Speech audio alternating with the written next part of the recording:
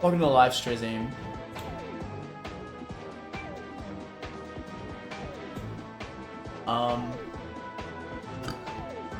We're running and bunning yet again. We are not. I've been, for the last 2 hours, looking at this terrible, terrible rival battle. Let me show y'all.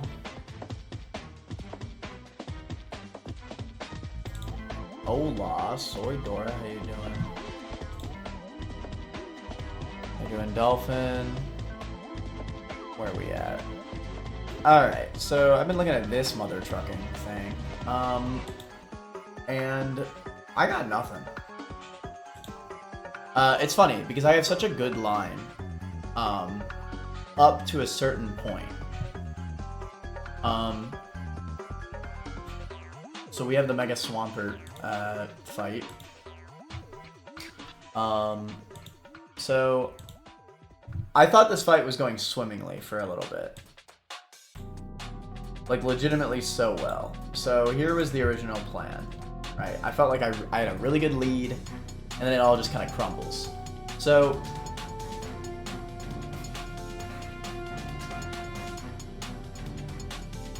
I actually just had another idea pop up in my head, but I'll get to that.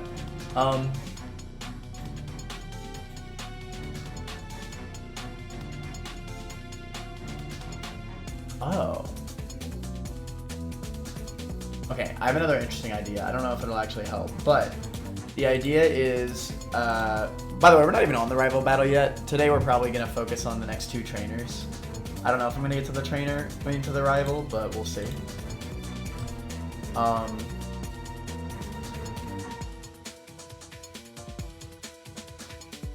So, if I lead Turtonator, Turtonator is a perfect lead. Like, in almost every single way imaginable, it is a perfect lead. Because Turtonator never dies to Garchomp by Earthquake by some miracle. Bulky boy. And with a Dragon Fang equipped, we always one-shot with Draco Meteor. Because Garchomp did not see a kill into Turtonator, it'll probably go for Stealth Rock. Most likely. So Rock comes out, I am at full HP, I kill it with Draco Meteor. Unless AI... No, I think it can definitely still rock. Rocks are up. Alakazam comes out because nothing sees a kill on Turtonator at full HP. This is a lie because it's base Swampert. We're switching AI. So it'll be Zam, because it outspeeds and out damages me after this attack drop. Right? This thing has a Focus Sash. So I was thinking Rapid Spin will not only get rid of the rocks, but we will break Alakazam's Sash. And because Zam does not see a kill on me, there's a good chance he'll Nasty Plot here. And that'll bait Psychic for the only move that kills Turtonator after a Nasty Plot. We hard swap to Absol, who is a Dark type, who would have guessed. And then we Sucker Punch. After the Rapid Spin breaks the Sash, we kill Zam. Nice and easy. Then it would be Weavile for a fast triple Axle kill into Absol. Right? We then swap to Golisopod at full HP. We click First Impression, who has higher priority than Ice Shard, so it would go before Ice Shard, not putting me into emergency exit.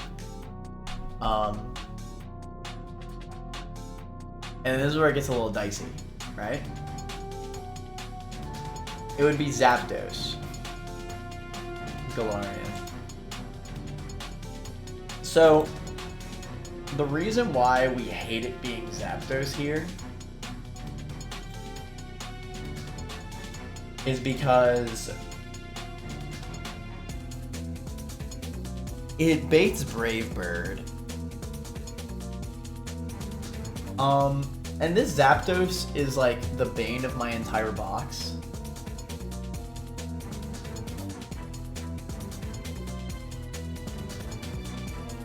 At least we're only doing these 2 fights and not even thinking about Mount Pyre.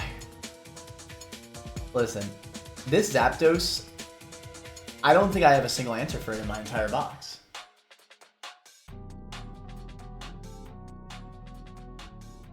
One of my few answers into this thing. Okay, let me step back for a second. If we are baiting Zapdos... Well, okay, I also just now thought of, what if we pre-damage to where lowest rolls of Triple Axle bring the Lissapod into Life Orb, bringing me into emergency exits? Is that a thing I could do?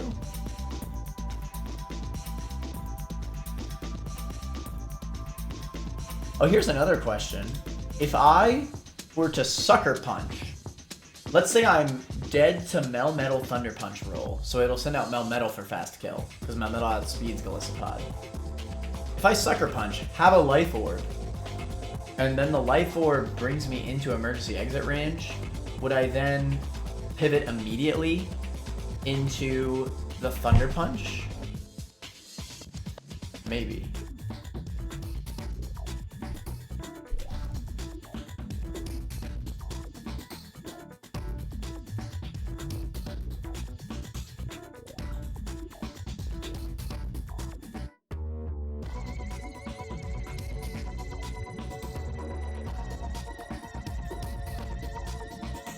Would a Life Orb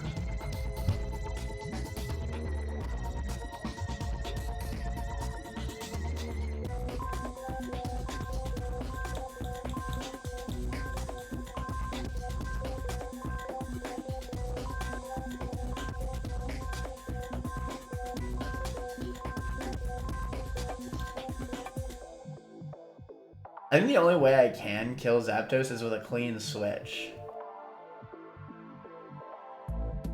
Because I can't basically ever safely bait out Throat Chop. It's basically impossible.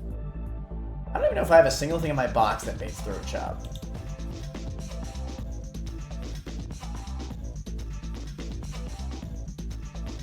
I don't think I do.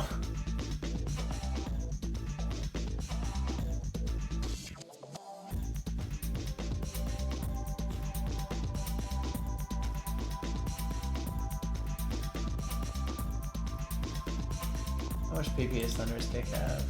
10. Oh my god.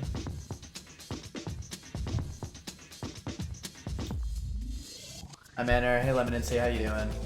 I shouldn't even be prepping this fight right now. I still have 2 other trainers to do. Let's focus on those right now. Shiro, do you know if I have access to Lily Cove? Before the rival, or is the rival like guarding Lily Cove? If it's like base game, the rival should theoretically be blocking the department store. So I might still have access to Lily Cove, because then I could get an additional encounter. I didn't even think about that. That's true. I think that there's grass in Lily Cove in this game. And that could mean Metagross, if I'm lucky. That might help me.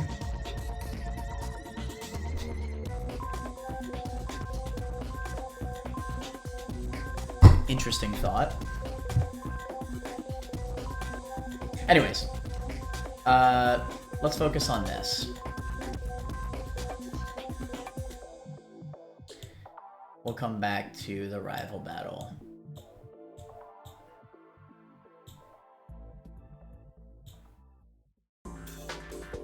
I think rival is blocking the department store, but not 100% sure. Let me do a quick search and see what I can find. Thank you, Shiro. If it's blocking the department store, I might actually have hope.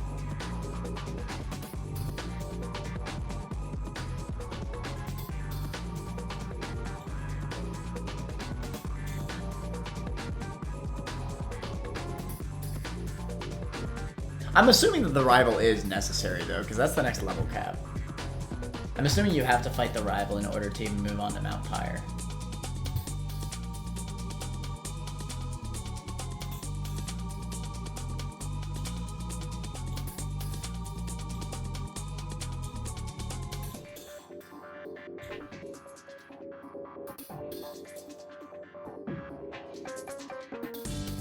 Oh, I guess it has Intem.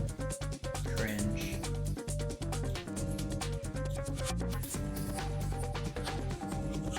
Can I kill after the Intem? No, but it would have been cool.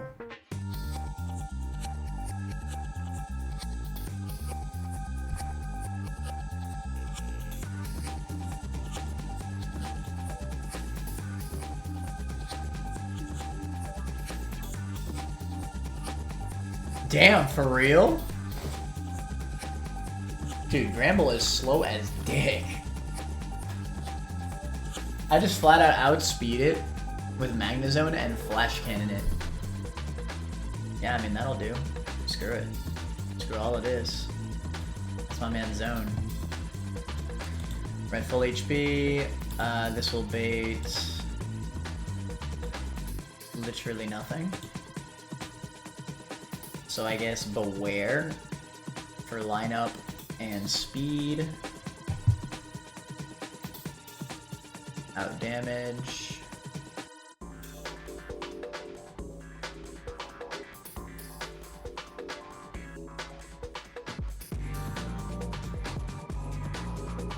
I could also just hard swap to frickin' Infernape. We love a crit. We just overheat that hoe.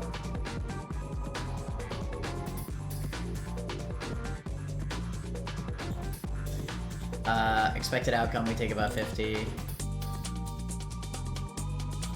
Nothing outspeeds Infernape, so it'll probably be lineup. But I actually outdamage Manectric.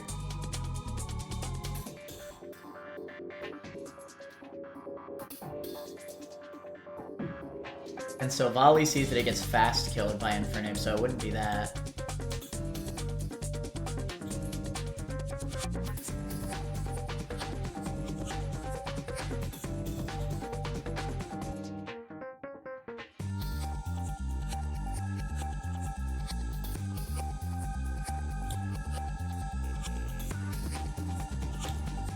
Actually, who am I kidding? It's gonna be a Azumarill. Oh wait. But Manectric also sees slow kill after the Drain Punch.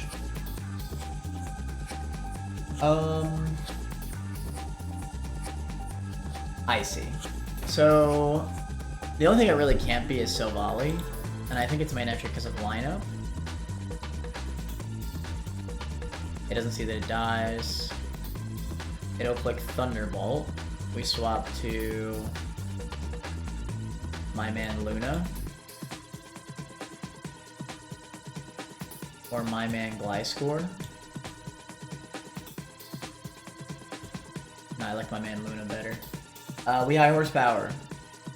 It's simple.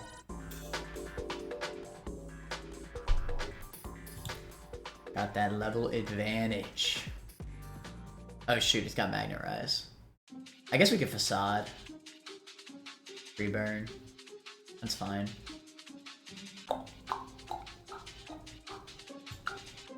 It'll never HP Grass or Flamethrower on Infernape, so that kind of works.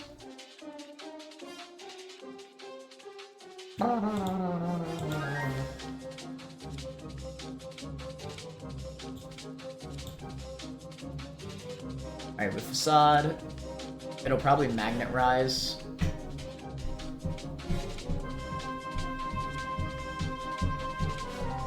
Or I guess it might be able to HP Grass.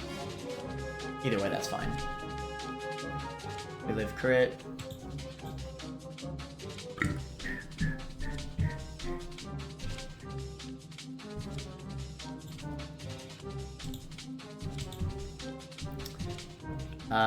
It'll be Silvally.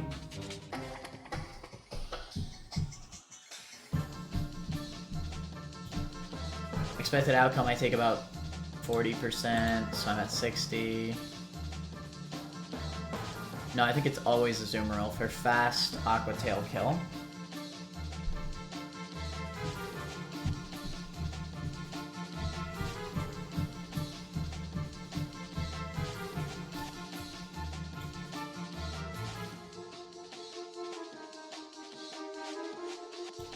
It's huge power with a Water Gem.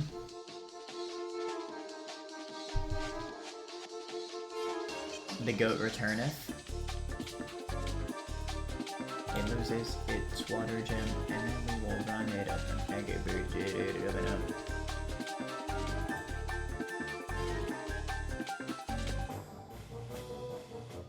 I don't think there's any realistic scenario where Eldegoss dies here.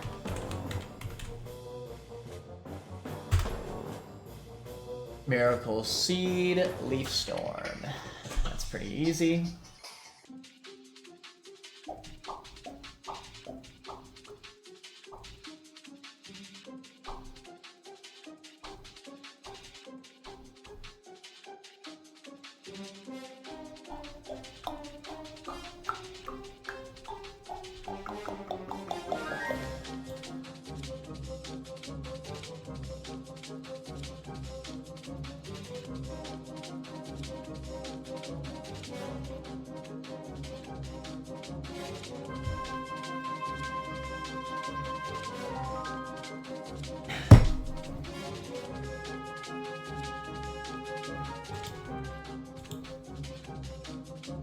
Yeah, after Burn Chip, it should be guaranteed at Zoomerl.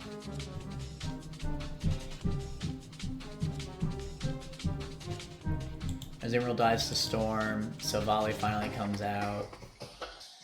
This thing has Mother Trucking Explosion, but because we baited it final as the final mon, it can never click it. I guess I'm a little bit worried about Pursuit. Huh?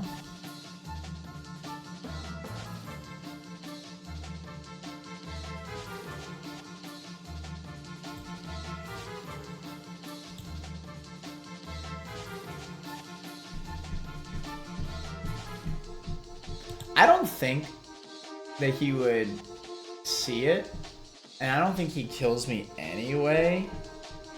Actually, he might be able to. Do I have a different answer into Azumarill? Not really.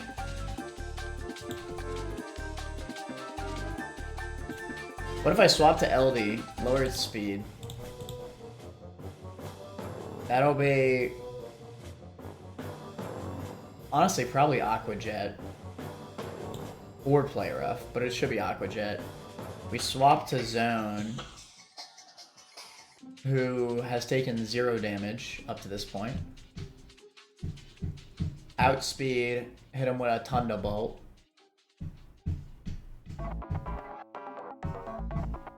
It can never Aqua Tail at the very least. I don't think it can knock either. Yeah, it can. It has to either Play Rough or Aqua Jet, both of which are fine on Zone. I guess technically it could Aqua Jet twice, which is kind of cringe. And it will Aqua Jet twice.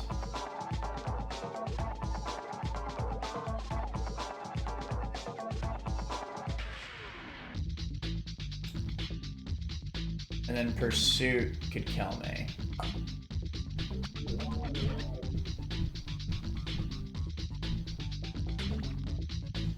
Ay, ay, ay.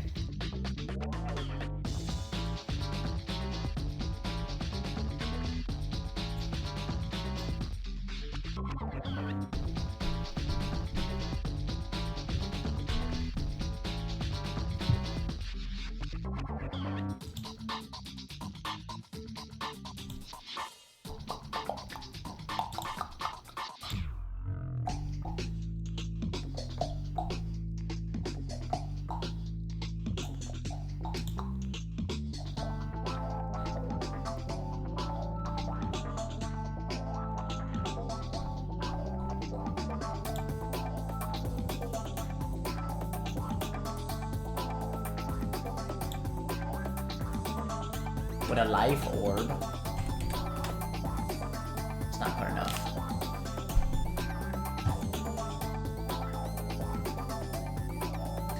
Yeah, this kind of sucks, huh? It's that damn Pursuit.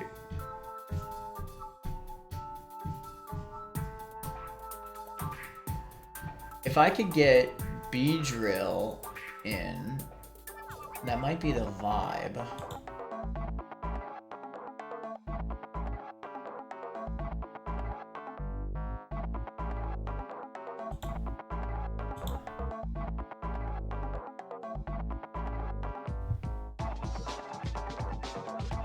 It's probably always Eldegoss on Aqua Tail, at the very least.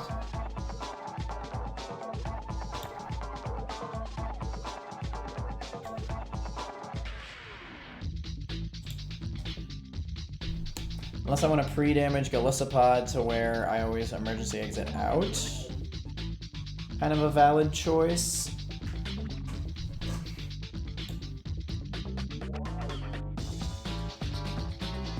But I think the speed drop is pretty necessary here.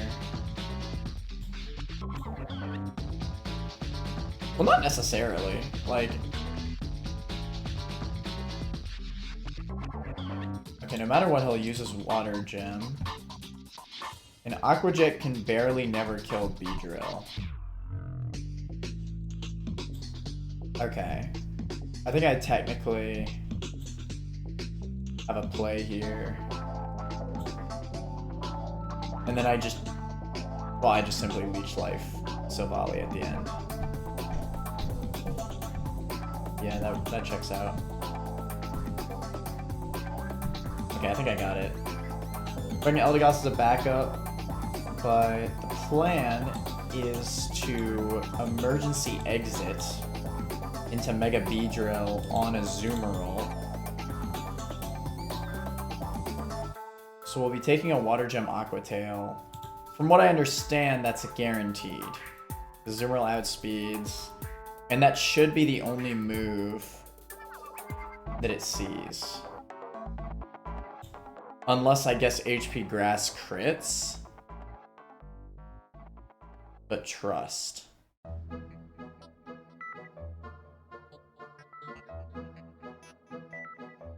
I guess if it does crit, we could have a Citrus Berry. That'll make it always see Aqua Tail, yeah. Alright, so Citrus Berry, Ursaluna.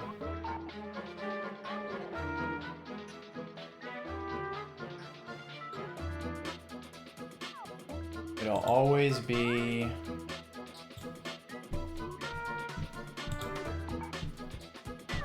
Azumarill.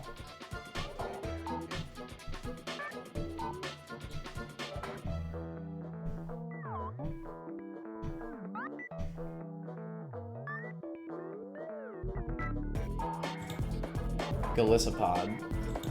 Lowest roll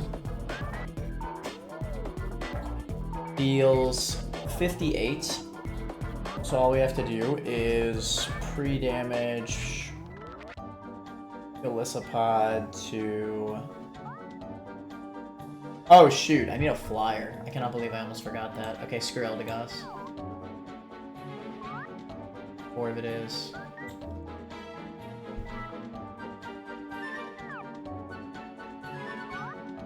That would have been terrifying.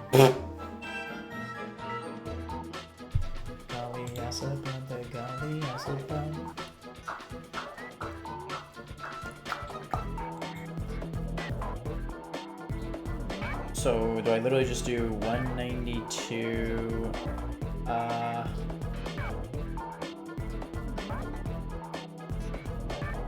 No, I'm doing this wrong. Half of 192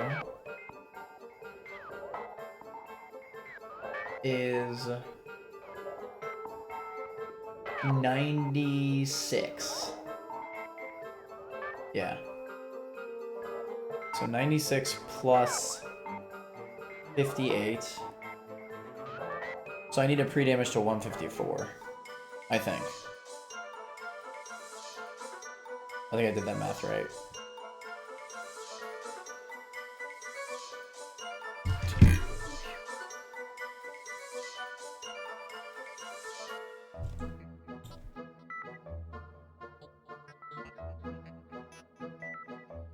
Alright, so...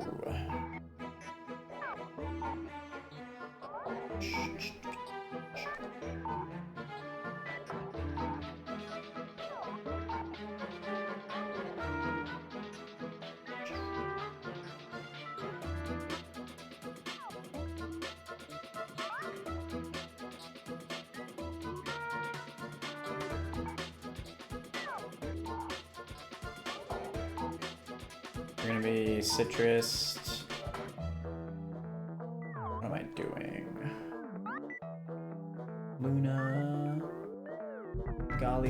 pod.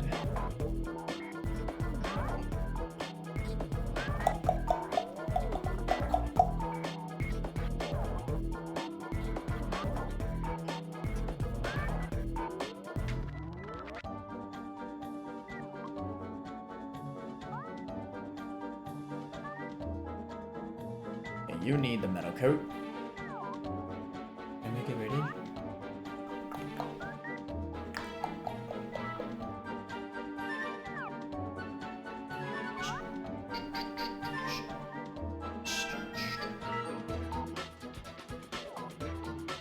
I'll do a citrus just so that I can guarantee Manectric goes for Thunderbolt on Infernape.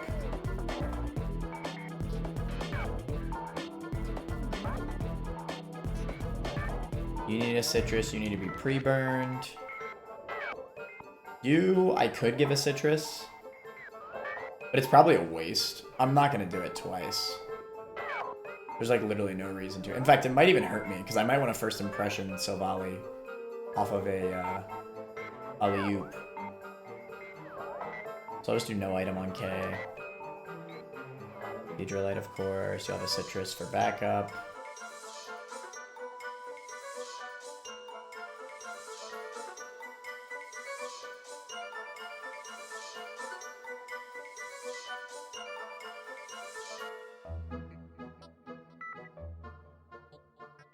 That should do it. We apply status. LCR is in front of the department store. Okay. Thank you, Shira. I needed that. So, we will get an additional encounter. Silver Lining.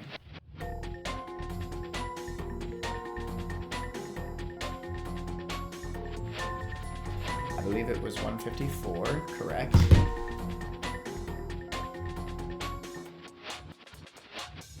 Oh. Well, whatever. 1 HP lower ain't gonna hurt.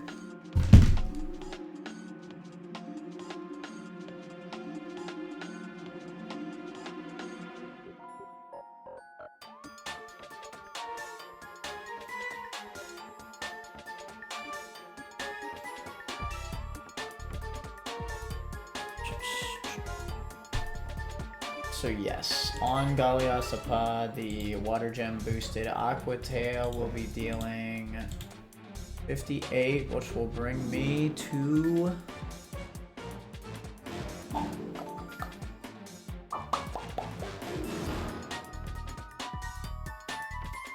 half HP. Perfecto. Francisco will come out at full HP.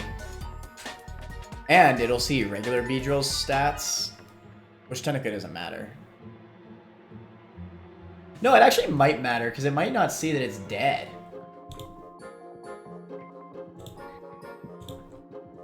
It won't.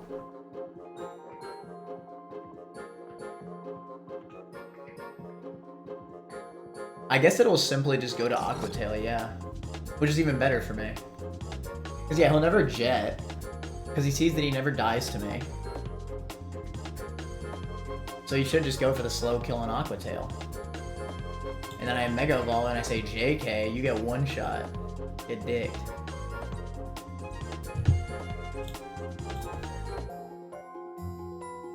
Even if he can Aqua Jet without the Water Gem, he can never kill me even with a crit, so.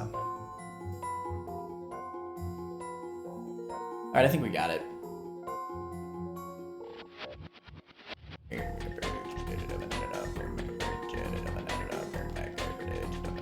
I can't believe I almost went all the way over there without a Flymon.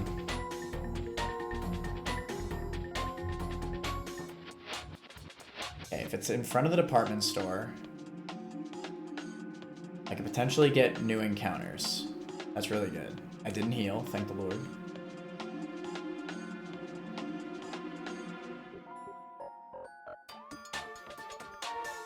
I guess, like, I could consider going through the Savaria Zone. I don't even know what that TM is. Sure, you know what that TM is? Sure is my intel gatherer. Okay. Let's run up. This should be relatively easy.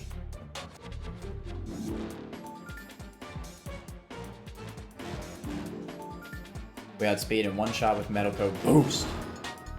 Where it does indeed come out, it should always see Drain Punch. We send out Phoenix. If it crits, we have a Citrus Berry. Bulk Up is fine, because we outspeed and kill with Overheat. It does not have Cryo. Correct. No item needed. Overheat. That's fine.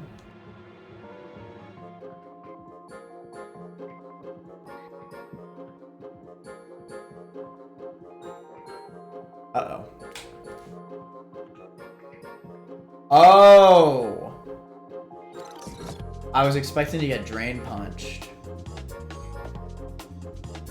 Okay, is this fine?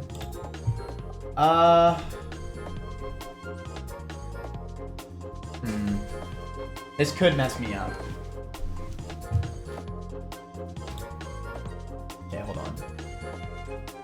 Aqua Tail on Infernape is the only move it'll go for ever. Because it doesn't see that I kill it, it'll always be slow Aqua Tail. So at the very least, we can still send out Golisopod safely. Get the free emergency exit.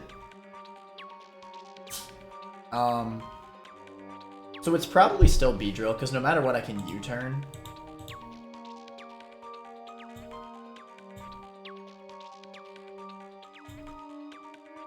Then it'll be line up. So it'll be Manectric over Silvally, because they both see that they get fast killed by Beedrill.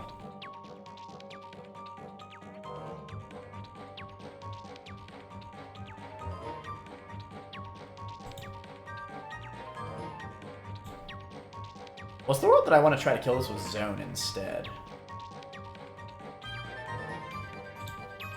I have a Metal Coat. He loses his Water Gem. He could only ever Aqua Tail. He cannot knock off. Even without the Water Gem. So my Metal Coat should be... I mean, honestly, not like it even matters. I can buy Metal Coats. So if we kill with Zone, who is currently at full HP,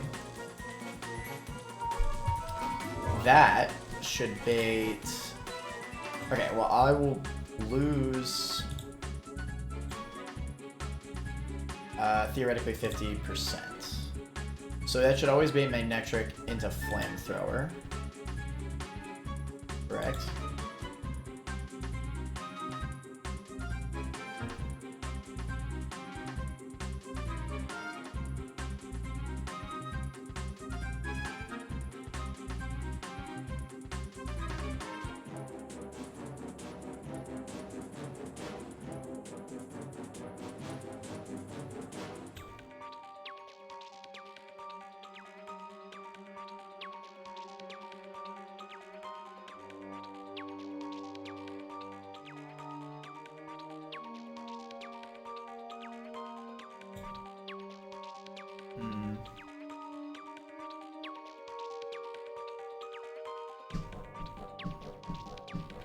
Swap to Infernape on the Flamethrower.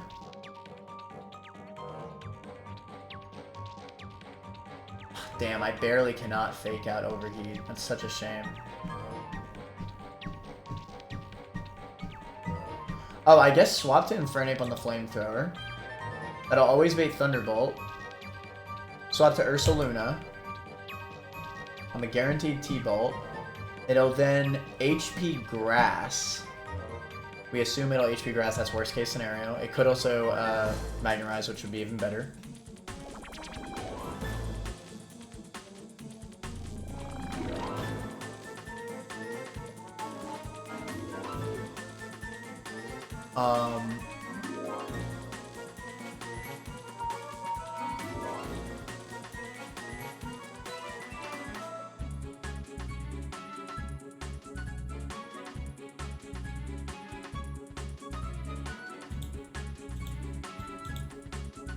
So I guess we're just facading. It'll kill. Silvally will come out. And because of my Citrus Berry, I should never be in pursuit range. And it'll be his last mon, so he can never explode.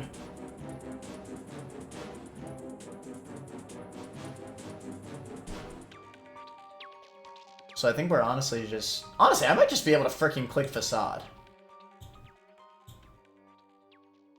To be honest. I probably could just click Facade. Let's do that. That TM is Curse? Okay. I'm assuming that Curse does not let me set up, right? There's no way. That'd be bonkers. I am assuming that it's only... How would they would have to code it to be a completely different move.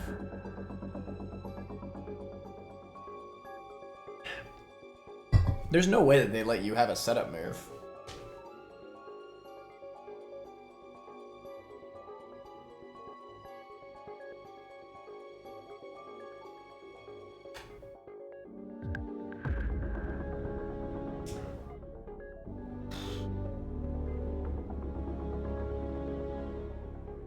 So this should always be Aqua Tail. So we swap to K Faraday. We are pre-damaged, so that way we get brought to emergency exit. We are now going to kill with Yanni Yogi, because that gives me a better line for this steer. We're gonna slow Thunderbolt kill. He can never kill me. Their water gem's already used. This will be Flamethrower Magnetric. At 102, you should only see Flamethrower. We swap to Phoenix.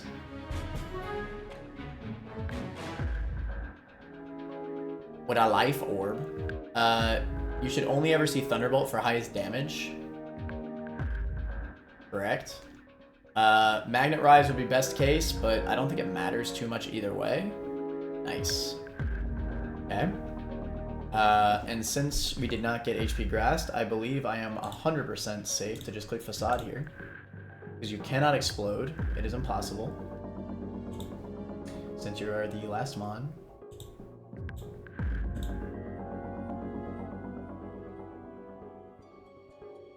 Yep. Facade is hope. Facade is hope. Hey. Facade is hope. Alright. Easy. I got all the max revives. More berries. I really do wonder if getting the Safari Zone encounter is the play. Truthfully, I have no idea.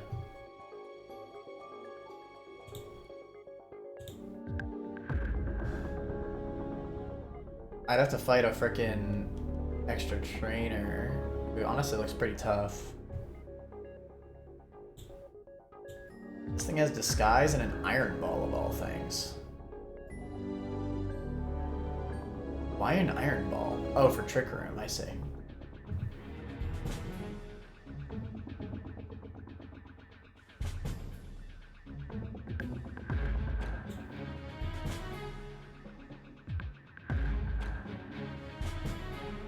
Trick Room is absolutely going up, and there's not really any stopping it. I think I just have to stall it out. There's like basically nothing you can do to... Mold Breaker! No way! Mold Breaker goes through Disguise, right?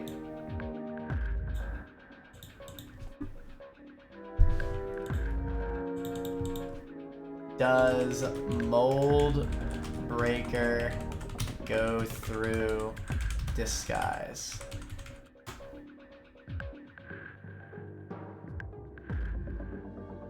Ignores the effect of Disguise, allowing its move to break through the Disguise and damage the opponent directly. Yo, that's badass.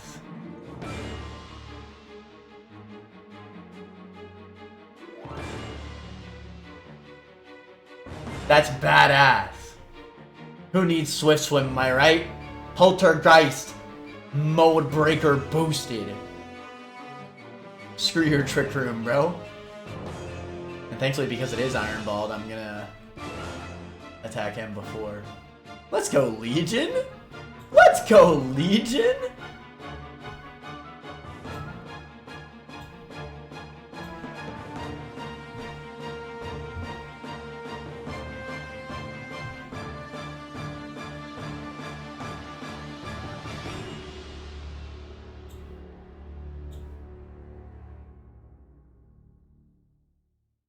That is so badass. Alright.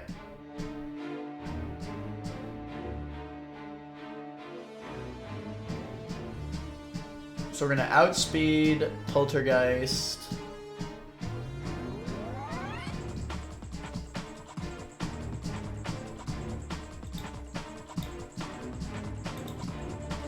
That should always be Reuniclus with the Tunda. The Magigard Life Orb. You won't get murked.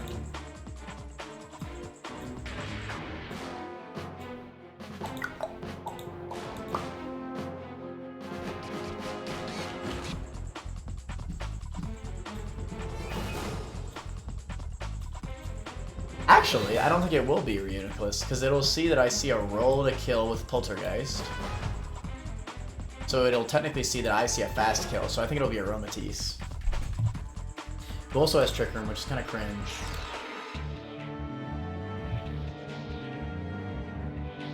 So it'll probably click that.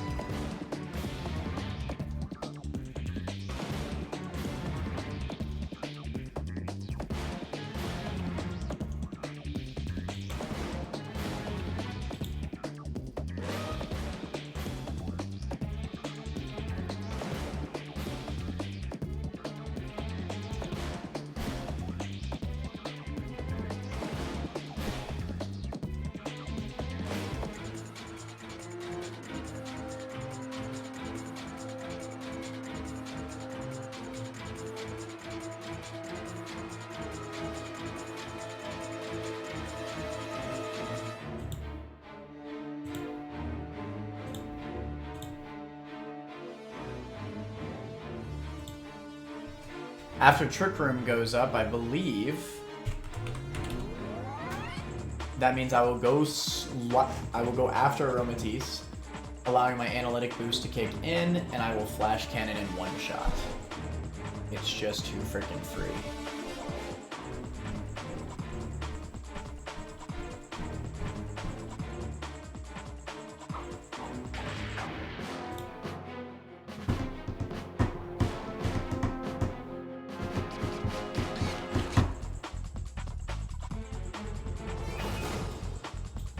Might be the same thing. I might just be able to double flash cannon. Probably not though. I'll probably have taken a hit from Aromatisse.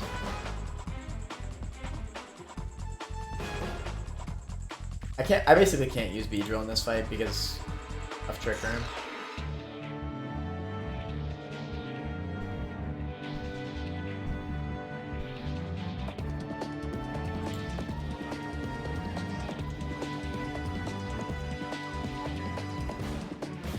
What about my man Mega Absol? Not really.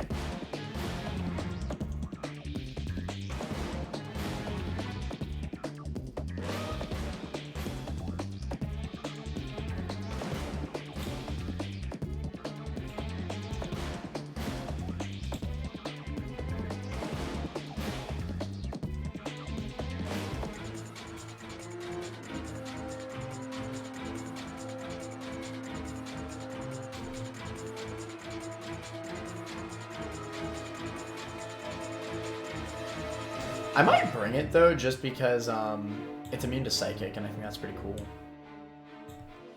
And it can one-shot with Knockoff. The Trick Room just has to be gone. And baiting Signal Beam is pretty unique.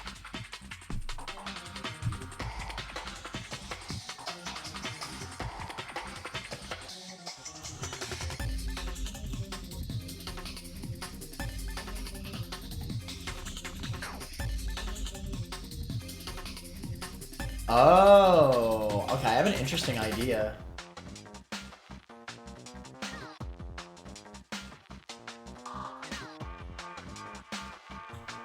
I could bring both Mega B and Mega Absol to swap between. It doesn't really work though, because of Thunder existing.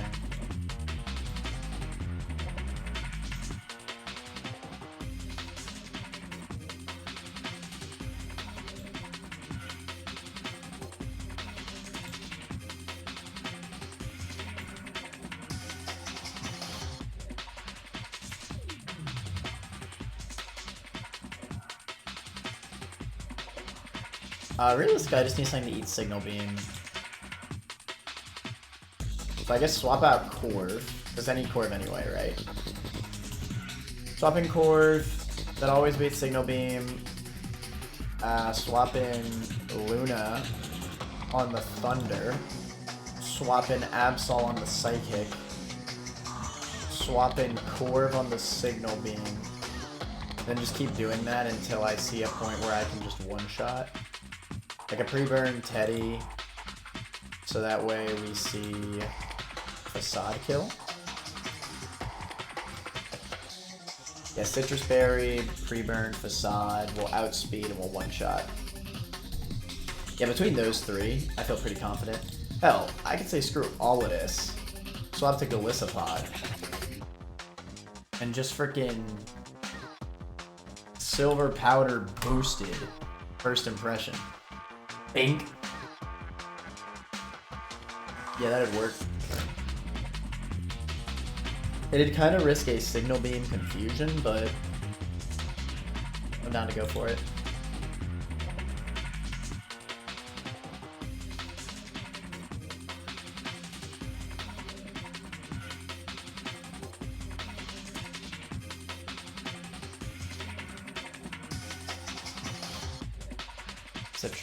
Citrus, pre-burn.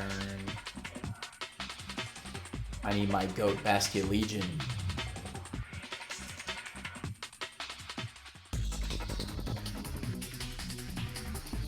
What a guy.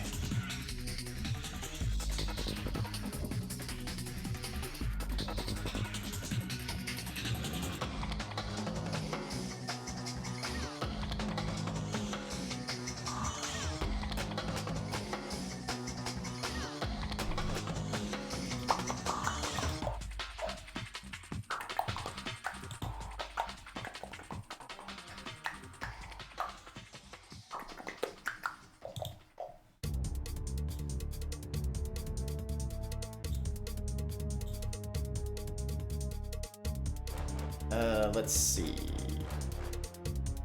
This should be pretty free, all things considered. I do not need B. Almost through. I need Absol. Specifically Mega Absol, who I have not yet run.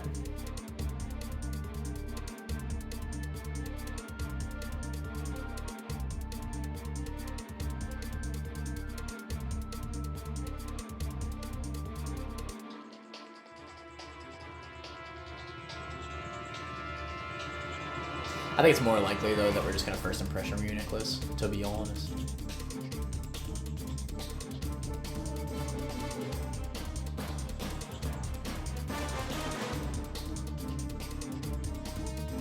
Damn it, I just healed. I caught myself that time, at least.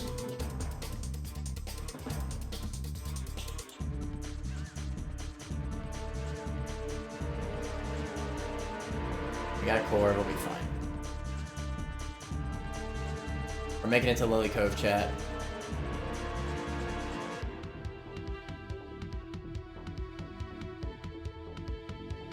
Still deathless. On this split, that is.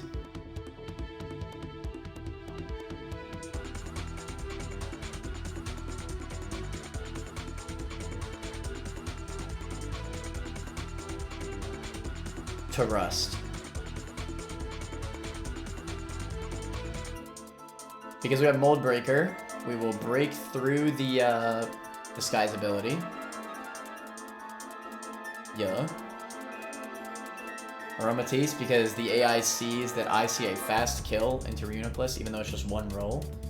Yanni Yogi with a Metal Coat Trick Room, that was to be expected. Now we are slower, specifically because we are slower, that the Analytic boosted Metal Coat boosted Flash Cannon will always kill. Just that easy. For Reuniclus, on Yanni Yogi, Trick Room is up, keep in mind.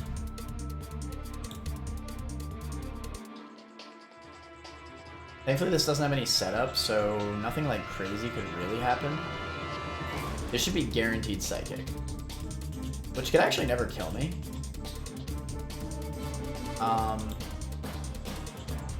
Yeah, I can never tell me.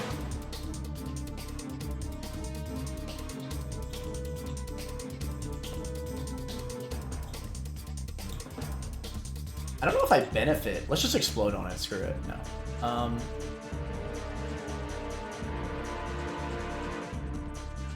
I feel like I may as well. Alright, swap Absol. Yeah, I don't want to take a hit because then I'm baiting random move and that's mega cringe. So yeah, we swap to Absol. Then we swap to... I guess... Orv? And then Ursaluna.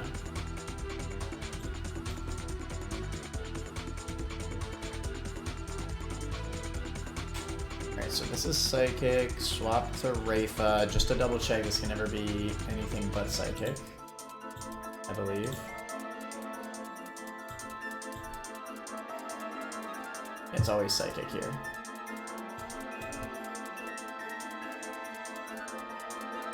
Rayfa. Got that pressure all around me.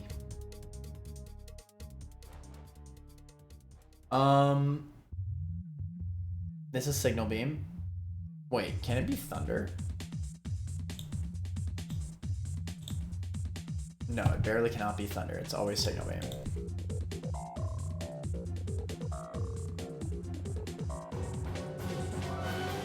Bronco.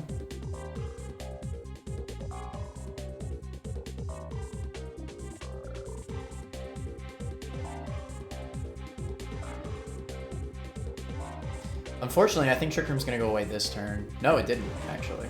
Okay, so we got one more turn. This is always Thunder. We send out Teddy. Okay, so this works perfectly. So we're sending on the Thunder, and then we can just Facade.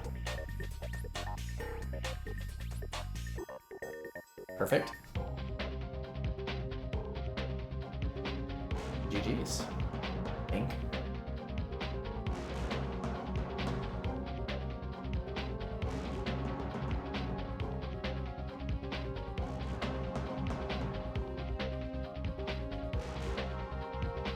Okay, so according to Shiro, LCR is in front of department store.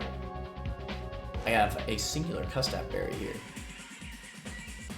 We're gonna get this money. I wonder if this is the only Custap Berry in the entire game. It's a really good berry. You do a lot with that. Hell, I can even see like sturdy Crustle with Rock Wrecker. Sharply boosts a stat in a pinch, so you could like F it you ball. Do I have any of those other stat raising berries? I feel like those have a lot of benefit. Oh, I wonder if these could be useful even. Interesting.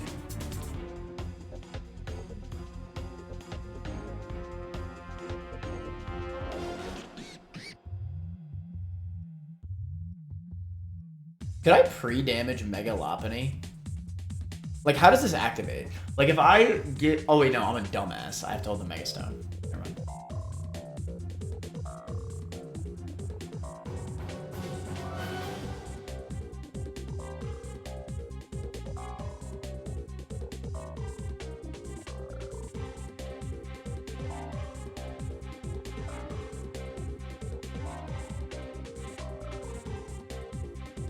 We are in Lily Cove. I believe we're safe. We made it.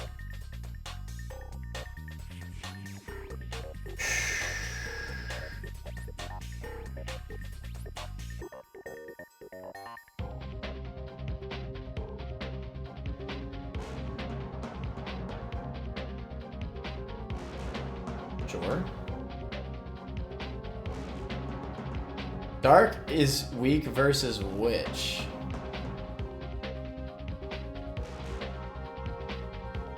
Wait. I think it said fighting.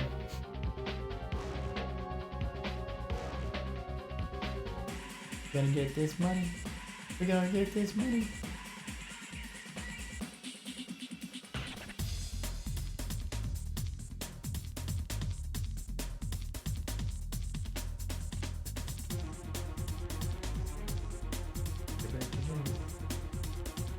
I'm looking for typings, right?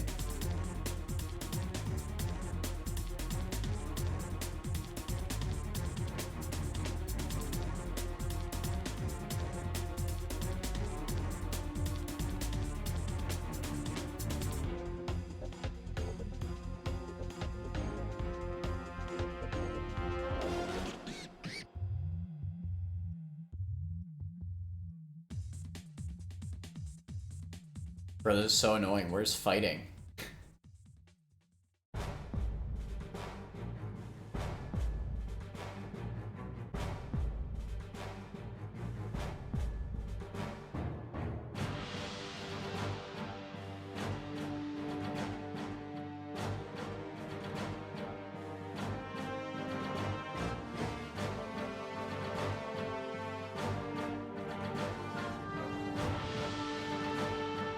What? Am I tripping?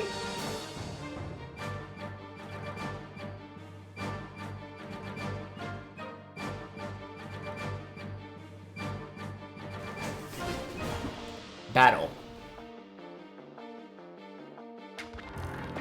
I have fight.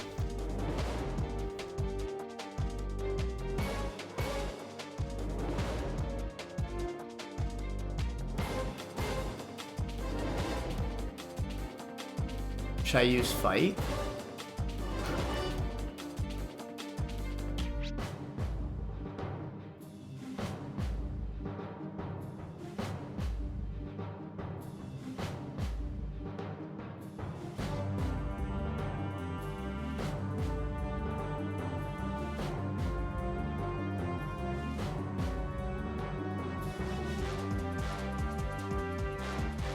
I am concerned. Alright, effort. Fight.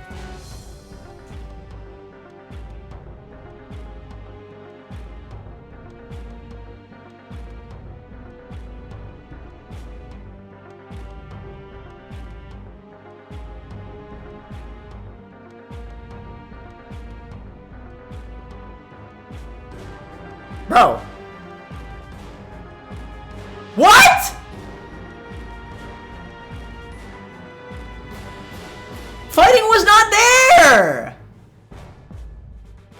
Am I tripping?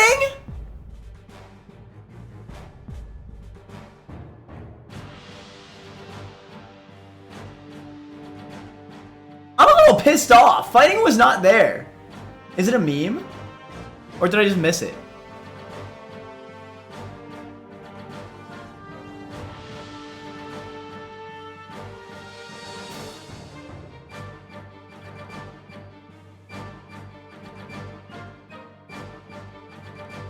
I'm a little pissed off. I'm mad. I'm actually mad. I swear I looked through like every single option. It says there's a rare candy in a house from an NPC. Does it say Pokemon Center?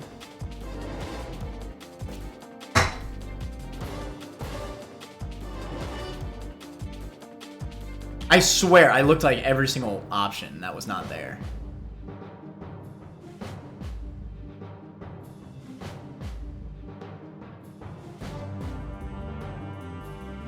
It says house.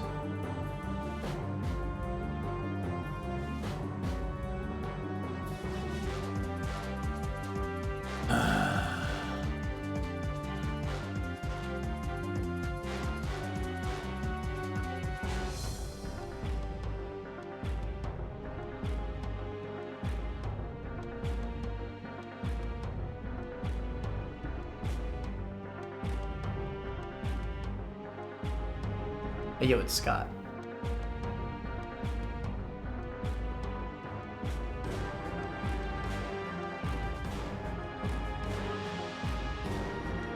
Why is Shell here? I'm scared.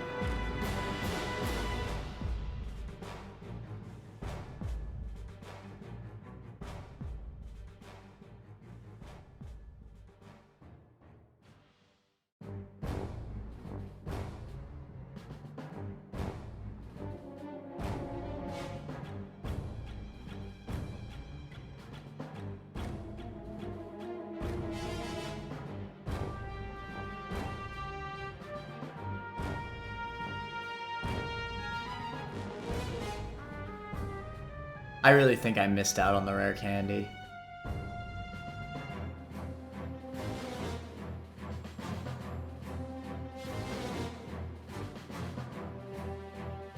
That's really dumb.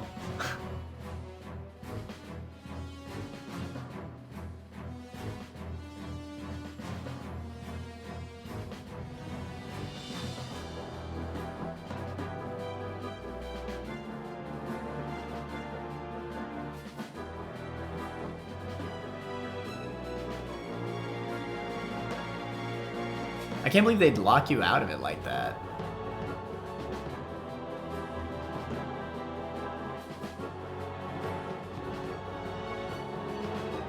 This game's usually better about stuff like that.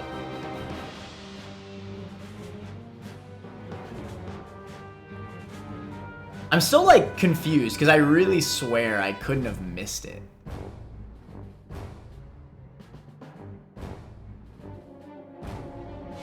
Doubt they would lock you out. Well, I mean, she said that she would keep it, and then she's not letting me do the quiz again.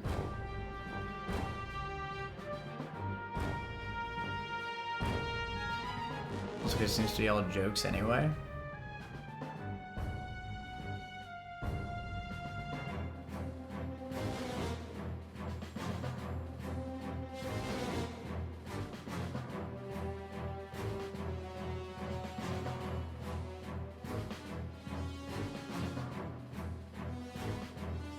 I got Hurricanite. That's pretty cool.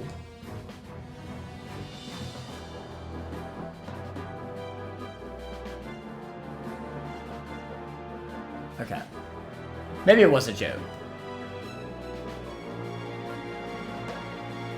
It doesn't say there's any other candies in this town. That was a sick joke then. I actually got a little peeved. I was like, bro, what the fudge? Like, I swear fighting was not an option in there.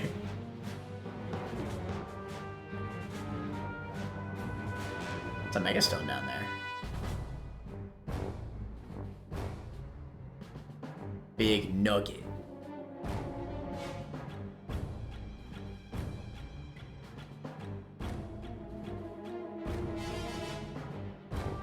I just realized that Mega Scizor is probably available. I probably should have went for Scizor. Scizor would have been a lot more useful than Medicham at least. I think I just got a miss on that route. To be fair, Mega Pidgeot would have actually like solved my entire Galarian Zapdos issue. It actually would have. Because it probably would have outsped.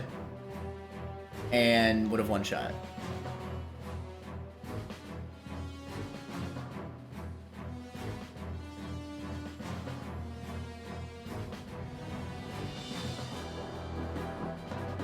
The Blastoisinite. I guess Mega Blastoise could be pretty good.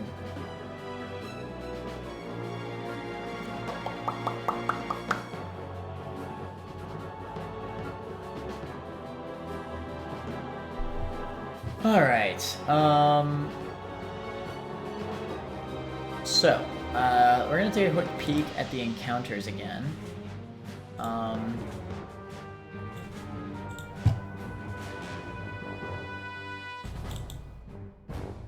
So, my current idea is to go for Beldum.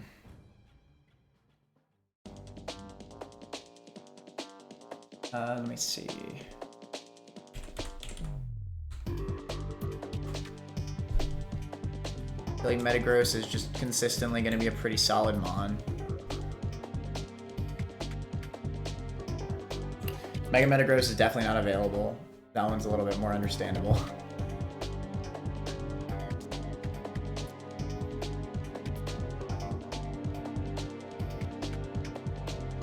Alternatively, we could go for Surfing.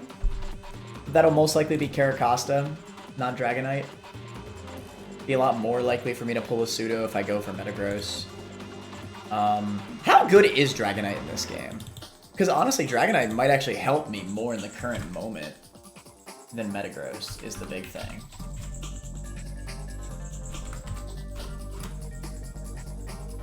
So obviously it doesn't get multi-scale, it gets Inner Focus, which is honestly pretty useful in this game.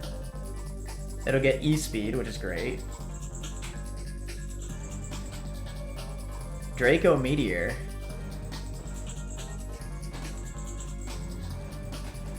Yeah, I'd say this one's pretty freaking good. Fly's also pretty good.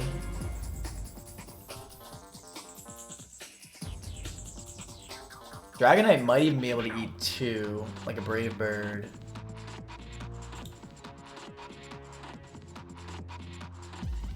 Silence, how you doing?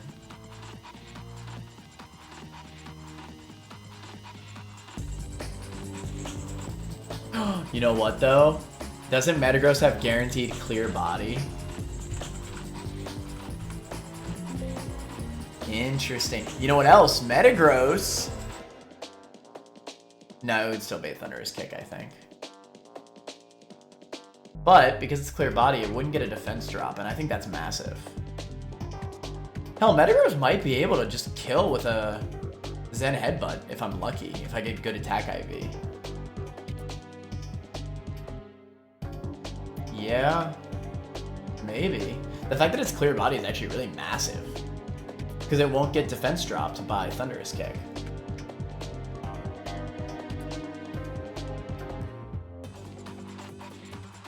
Oh, shoot, you know what else? Even if,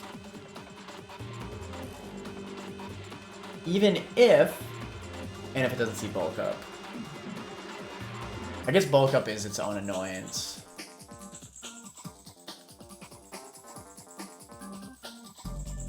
But I mean, Dragonite would also be Bulk Up, so. Metagross has the benefit of also having Bullet Punch.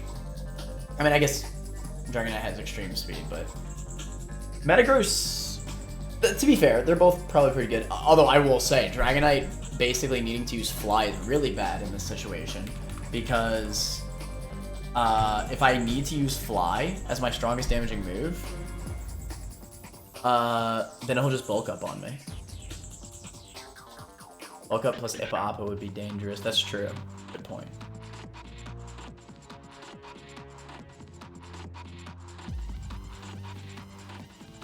They're honestly both, like, they both could maybe be answers.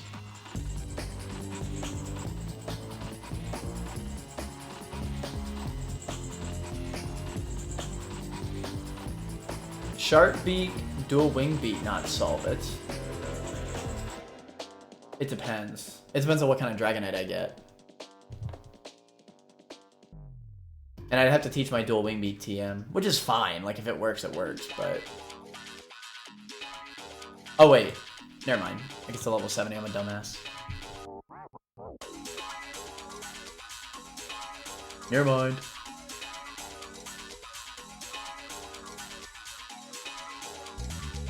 In that case, maybe. Just finished download of ZA. Are you actually able to play it? I heard that people have, like, been able to get it.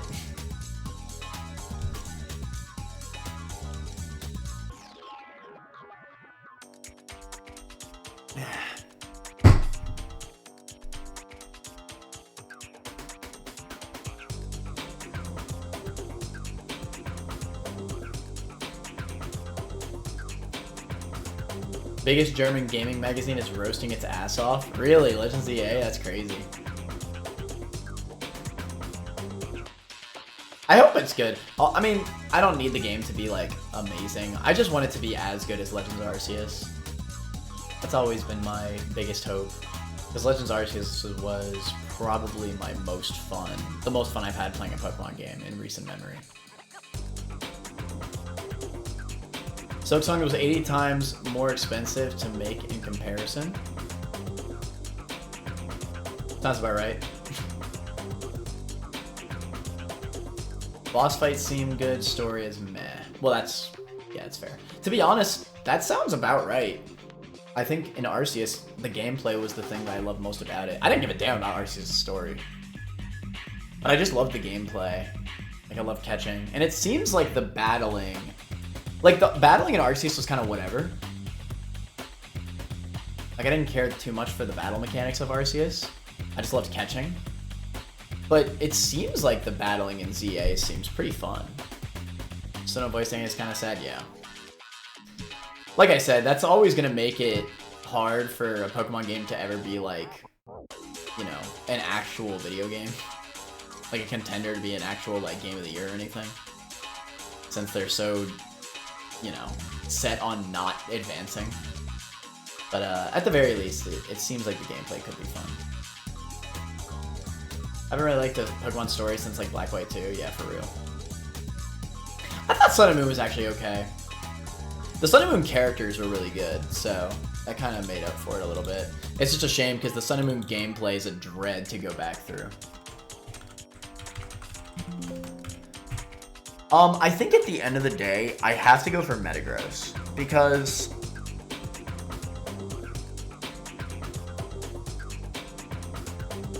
do I have to go for Metagross?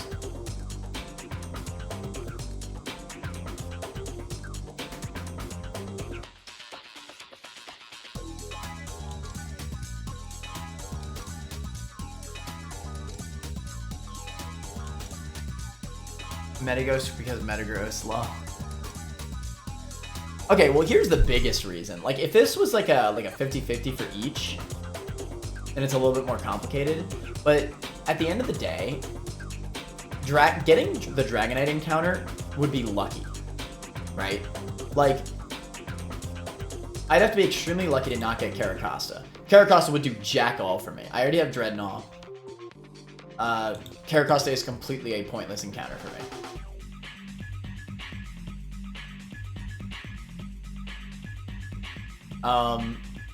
At 30% chance for Carracosta,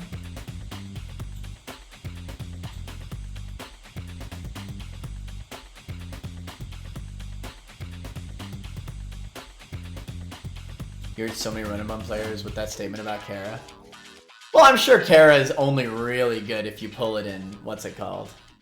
It's because Kara this late doesn't have Protect, right? Yeah. I didn't realize Carracosta got Protect. That's insane. Level 31. Yeah, it would miss out. Level 56. Yeah, definitely.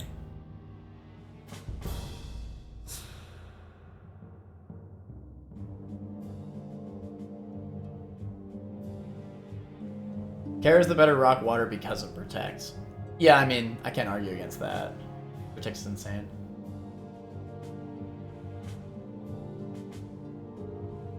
But I don't know, man. I think Dreadnought has its own benefits, alright? The speed of Dreadnought is insane. You just have to pull Shell Armor. As long as you pull Shell Armor Dread, I don't know, man. There's a lot of things Dread can do over Carracosta. But I mean, I can't fight over Protect. Only if you pull Shell Armor, yeah. That's facts. Asa's always good? That's true. Anyway, I'm just mad because I never pulled a Carracosta. Carracosta doesn't exist in the early game for me. I've never pulled Growlithe and I've never pulled Carracosta, and it pisses me off. See, Dreadnaught's my guy, because I've gotten it many times. That's my freaking guy.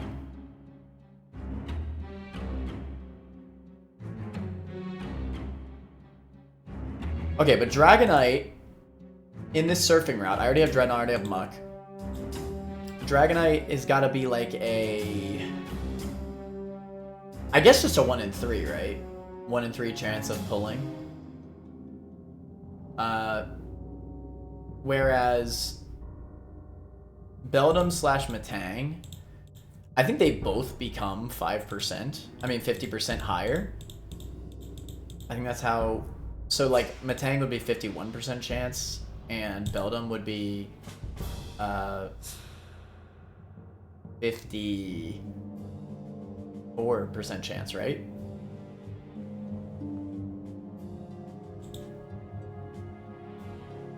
So either way, more than 0.5% of the time, I'm getting Metagross, which is just so much better odds than Dragonite. And on top of that, I already have some of these dupes. Like, I have Luxray dupe.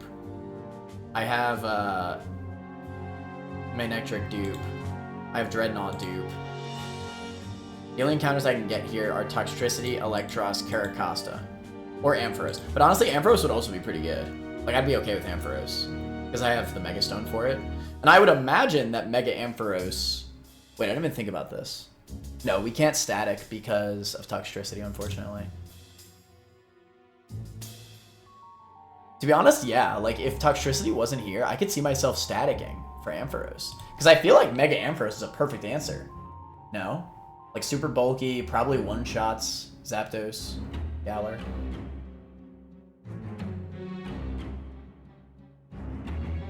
Yeah, I feel like that would add up, but obviously Toxtricity wouldn't do it, so... No point in really looking at it. Actually, wait, Toxtricity might also do it. Toxtricity would resist both Thunderous Kick and Brave Bird, no? Hold on. Hold on. Granted, I shouldn't base my encounter entirely on this one fight. Like, I'm sure Metagross has a lot more use case. Because it's freaking Metagross. But... let's say I had a Toxtricity, which would be like the worst case scenario of expected outcomes. No, Electros would also be pretty bad. We're not going for Toxtricity. Electros would be terrible.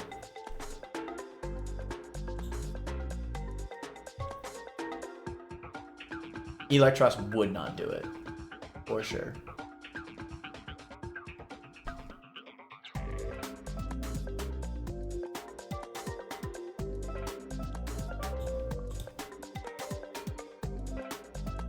Alright. We're gonna use Goat Boat Pass to Magnet Pull.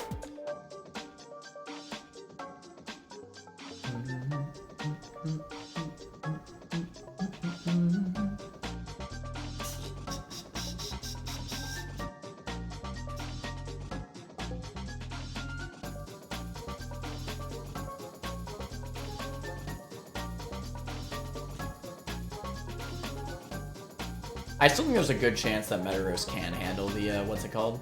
So I think this is still the correct play.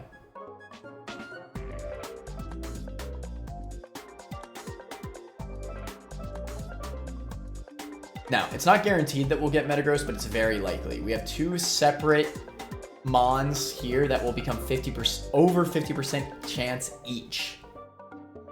Alright. Deactivate that.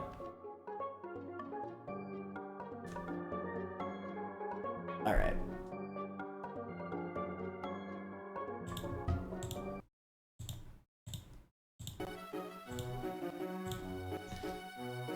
Alright, I really want to see this.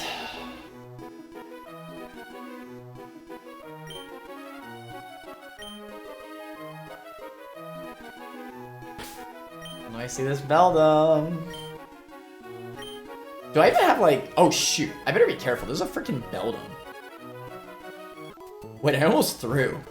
I'm gonna need to, like, if this is Beldum, I'm gonna need to, like, put it to sleep and do some bullcrap. Oh, shoot. This could actually be bad. Because I just realized I have to actually catch the damn thing. Theoretically, Bascu Legion should work, right? Because it'll be immune to takedown. Let me look up Beldum's moveset in this game, because it might be different.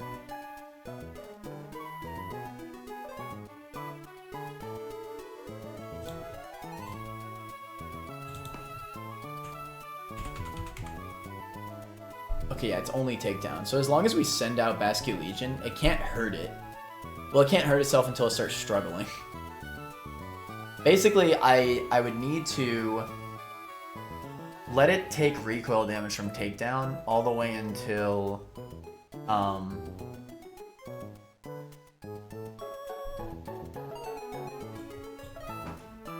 until it's about to kill itself, and then we hard swap the Bascu Legion. A little wide lens sleep powder.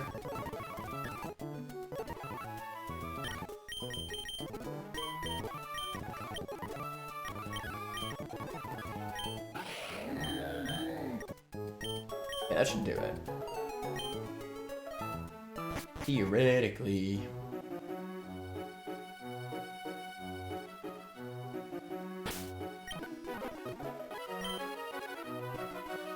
Alright, we're magnet pulling. This is most likely to be Metagross. So let me see it. We're using the power of Goat Pass.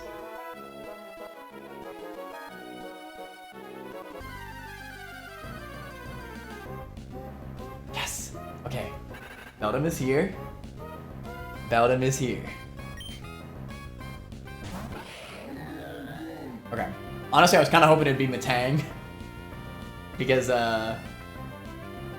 know, we don't have to deal with catching this mother trucker. I'm pretty sure Beldum is way harder to catch than Metang, I'm pretty sure. Okay. So first things first, a lot of heart.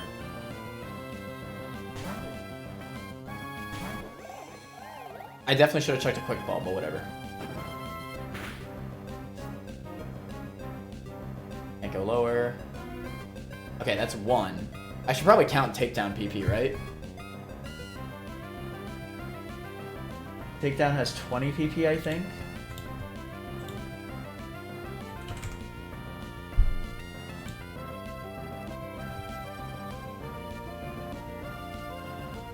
Yeah, 20 PP. Okay, 1 takedown. Put it to sleep.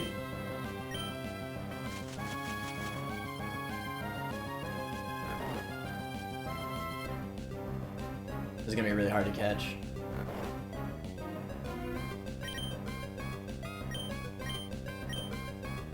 We got plenty of Ultra Balls. I don't think Nest Balls will do it. I think it's just chuck Ultra Balls.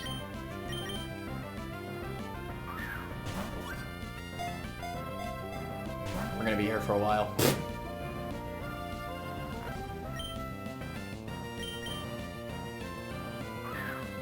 Did I get it nighttime? I don't know if there's a day-night system in this game.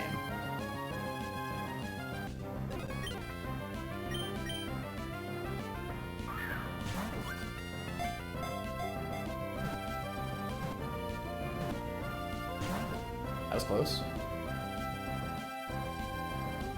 That's 2.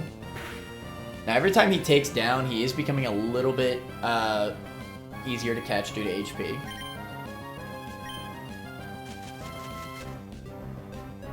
Bro, I'm so glad I grabbed a lot of heart.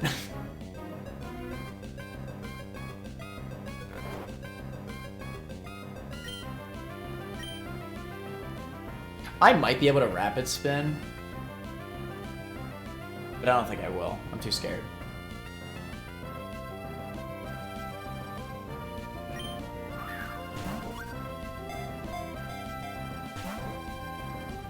I hope I'm not gonna miss out on any important moves. This is a high-level Beldum.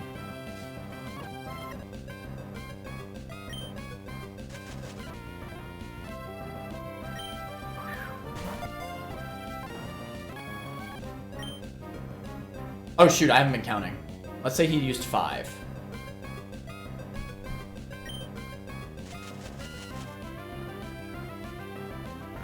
I want to say he used 5.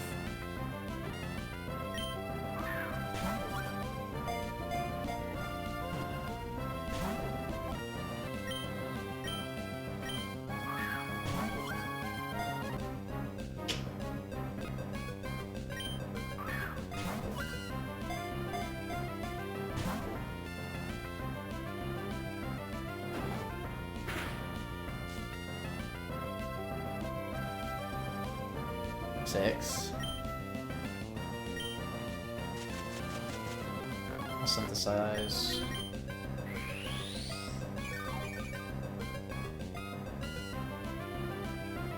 Damn, I'm lucky. 7.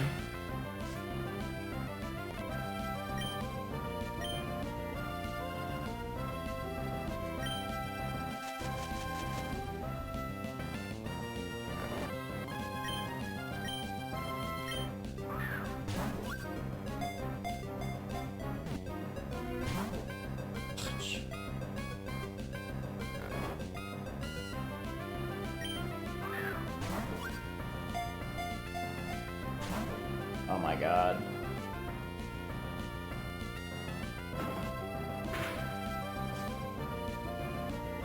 I think my main issue now is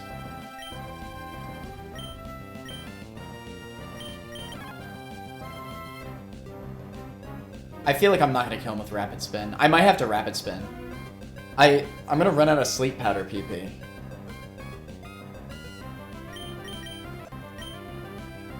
I really think I can Rapid Spin it, and it'll be okay. Alright, here's to hoping.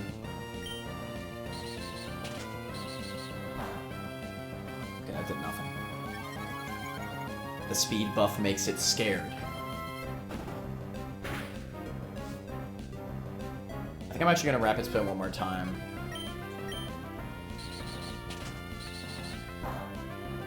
Okay. Let's say he's gonna be at 10 takedowns now. So let's say that's 10.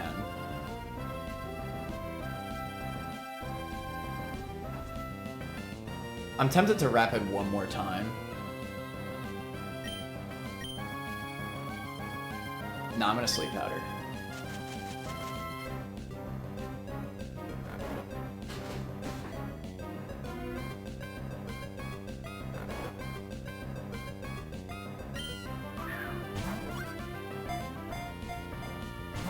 My God. This is so terrible.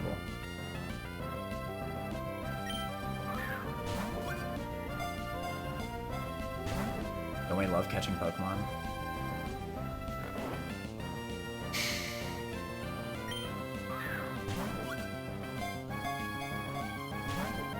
Oh my God. 11.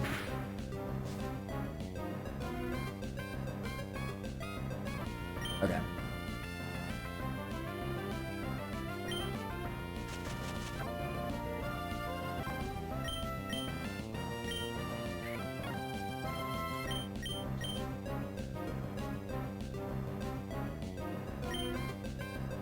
The moment he can struggle, it's over.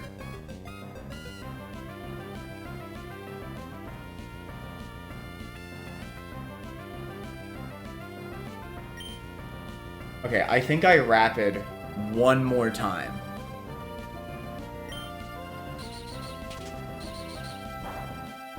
Okay. Now it's just Chuck Balls.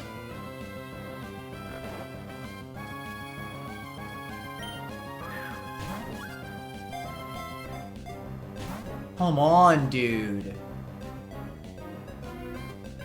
12?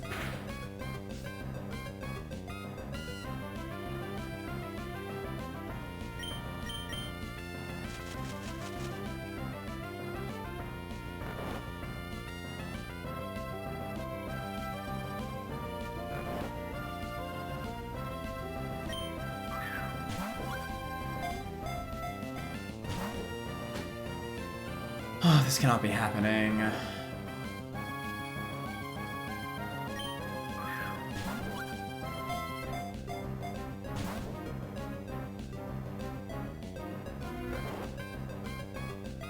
I should have known.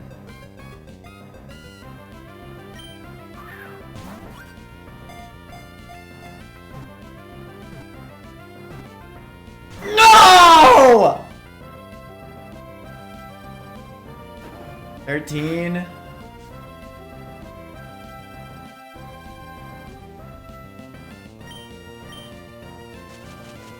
I think the Rapid was smart. I would have run out of Sleep Powders. And with the Rapid damage, it is only more likely to catch.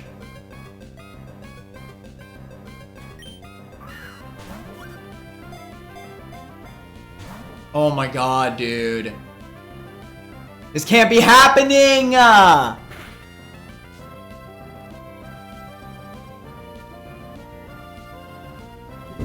14 or 15? I lost count.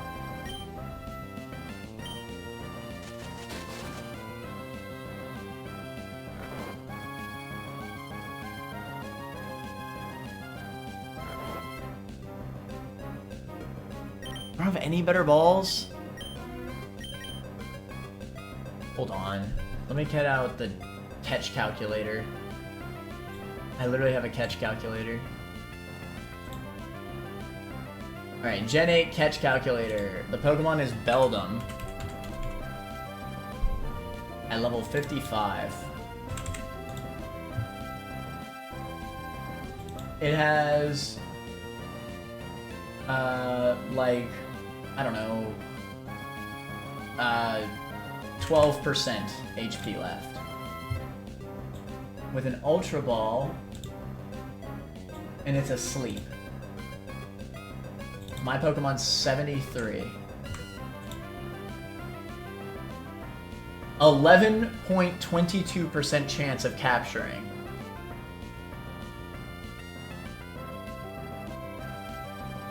Okay.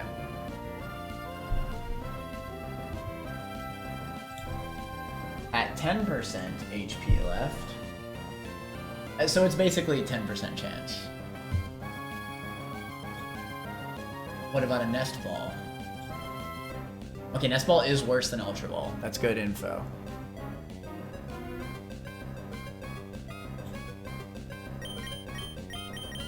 I mean, there's probably no reason to check this, but what about the Great Ball? Yeah, it's just worse. Okay, so never Nest Ball. That's good. Good knowledge. Okay, we should have about an 11% chance. You're still asleep, right? Yeah. Alright, come on!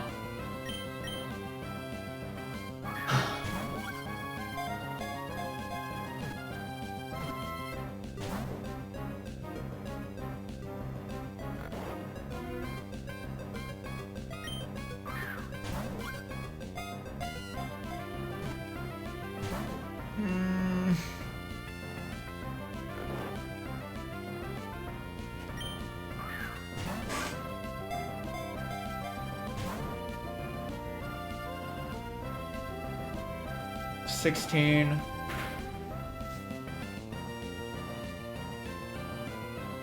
It really does do negative damage to itself. I think we're just gonna LD all the way to the end. Thank God I'm not missing my sleep powders.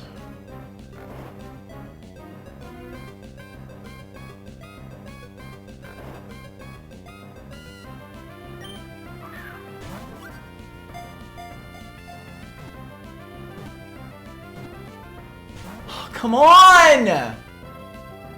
Stop it!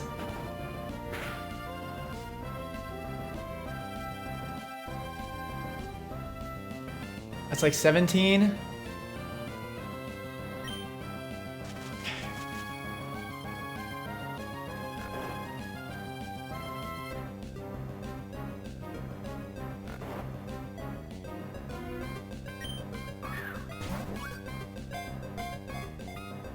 Come on, dude! Come on! This can't be happening. I think it lives one more takedown. It might only have one more takedown left. Come on! Get in the ball!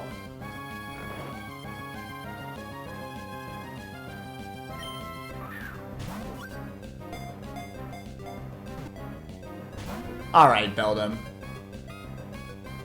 Alright, Beldum. I've done everything right for you. Alright? This is so wrong.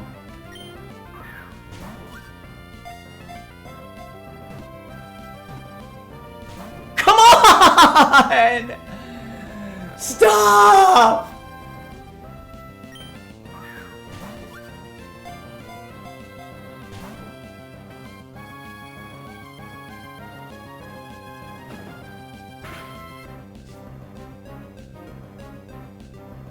This is the final chance.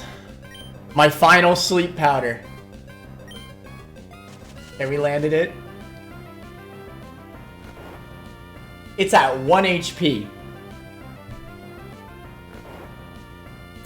It's at mother trucking 1 HP. At level 55, mine 73. It is asleep with an Ultra Ball. I have a 12% chance of capturing it. This is so wrong. This is so wrong. This is so wrong, bro. Just give it to me. Please. No!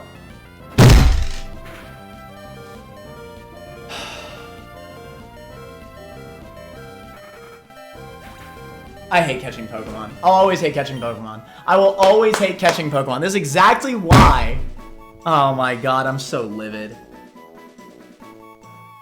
I can't even believe it. I did every single thing correct there.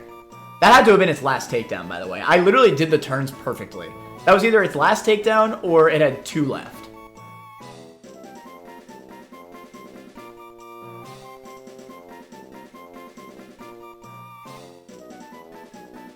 I must have missed a 10% chance to catch, like, well over 10 times. That luck is so atrocious.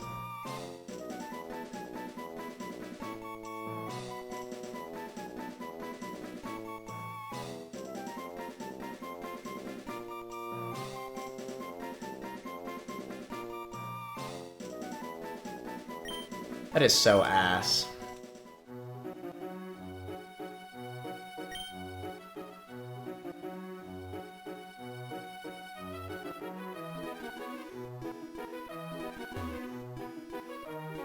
At level 55, what would I have missed out on? I don't know why I'm looking at this, but...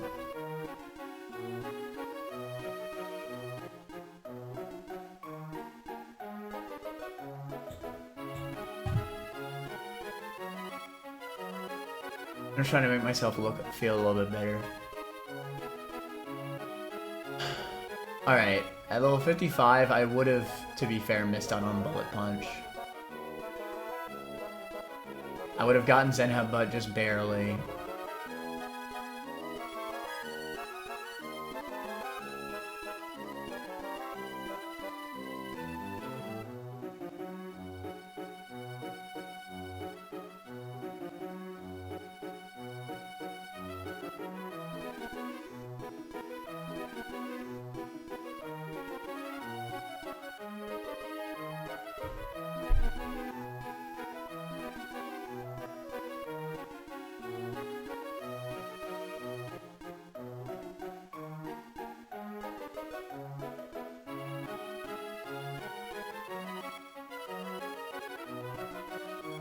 It doesn't really make me feel much better.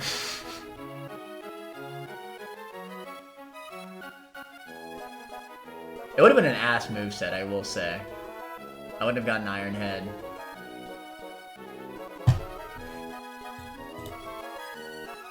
But there goes one of my only possible answers into Zapdos.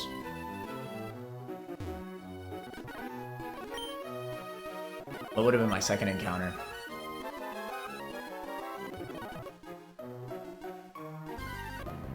Screw you, bruh. Level 19 would have been a lot easier to catch. Level 8 would have been a lot easier to catch. I'm so mad. Of course I had to get like the absolute highest level Beldum. Any other level would have been 25% easier to catch. Ampharos would have been cracked.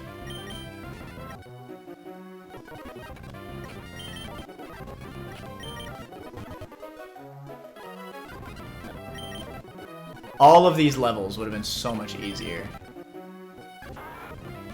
Matang would have been a lot easier.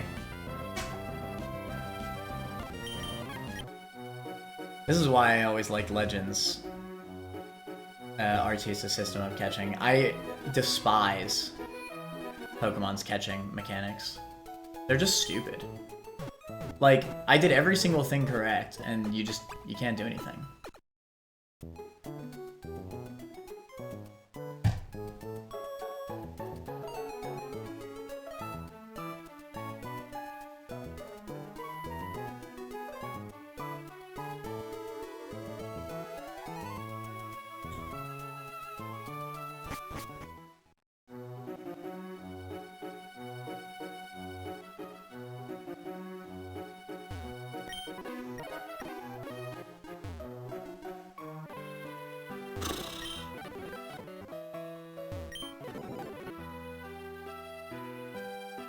I'm pretty bummed.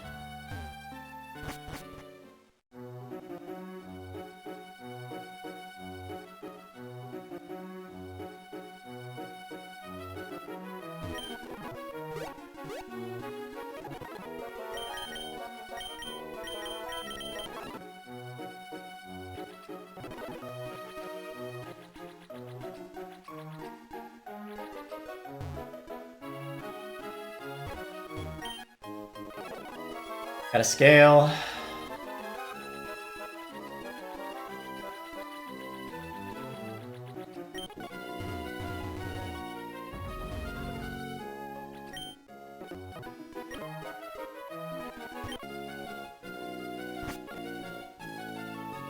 Oh, this is interesting. Are there encounters in Aqua Hideout? I mean, if there are, I don't want them. Because the Electrode's here. I'm scared I'm not even going to be able to catch the Electrode, to be honest.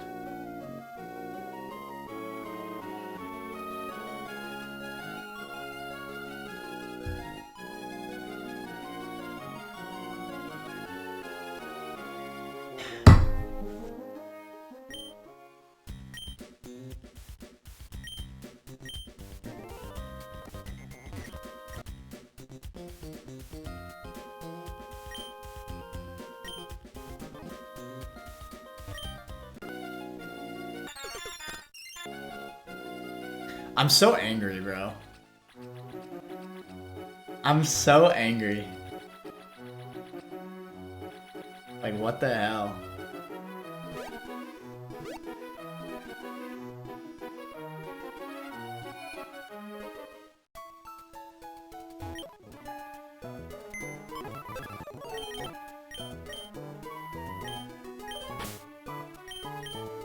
It was all over the moment that the freaking level of the Beldum was like the absolute highest level that it could be. I think it could have been level 56. That's the only level higher that it could have been. Oh my god. Come on, man.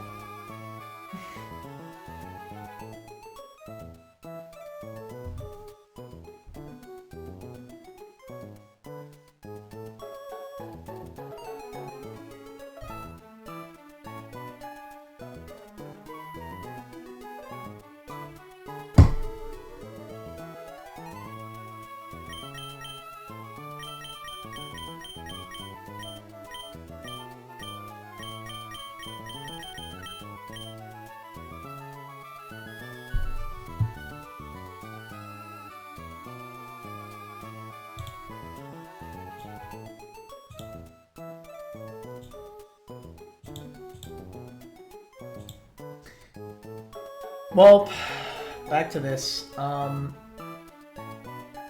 don't even think that there's anything in the Safari Zone that I could, like, get that would really help me.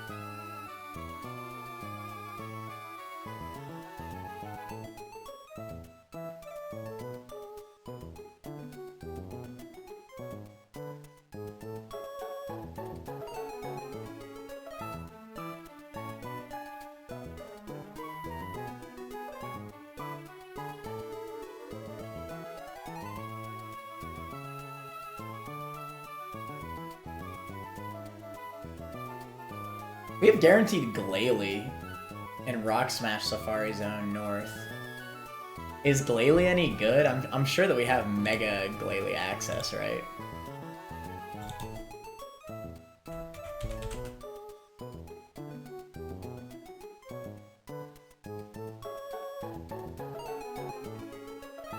It is an ice type, and it also gets freeze dry. It actually might be the play.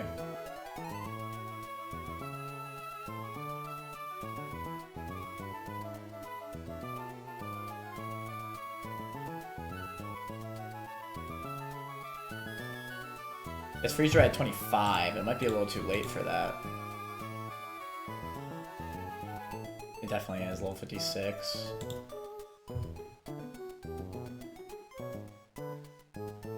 I don't know, Blizzard, Avalanche, Weather Ball, Frost Breath.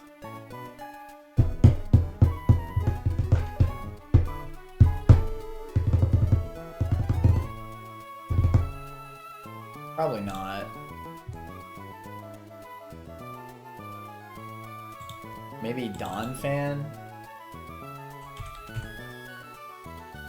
Sturdier Battle Armor are both great.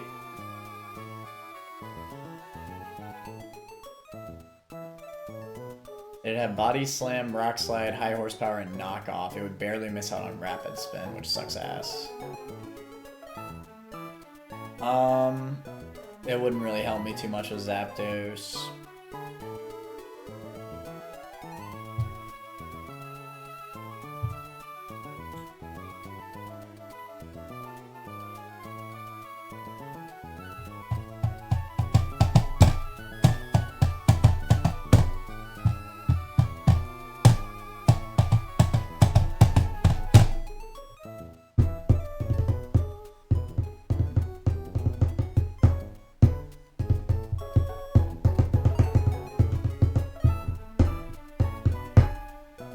Definitely wishing that I kept Nuzzle on Manectric. Oh, Manectric doesn't even outspeed it anyway.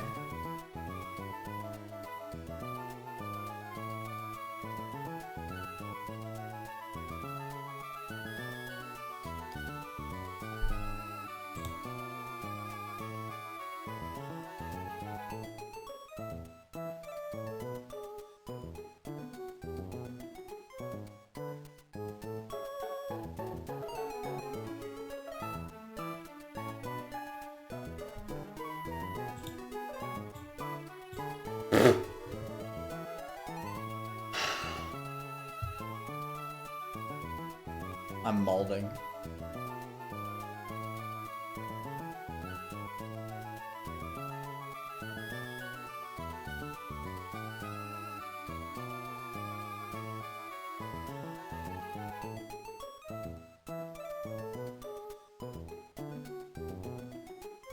I couldn't imagine Vivillon's any good because it's past the level where it gets all of its good moves. It would know Powder, and that's basically the only good move it would have. Because I doubt Rage Powder would have much use besides just like sacking it.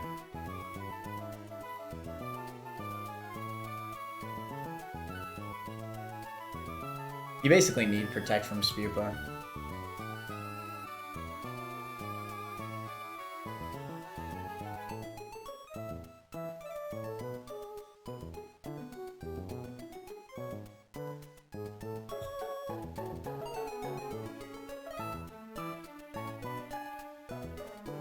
I kind of want to pull Safari Zone South because my grass type answers are kind of ass. I'm probably not going to pull the grass type starters, but it'd be cool. I'll probably pull Nuzleaf knowing my luck. At level 56, what would Nuzleaf even know?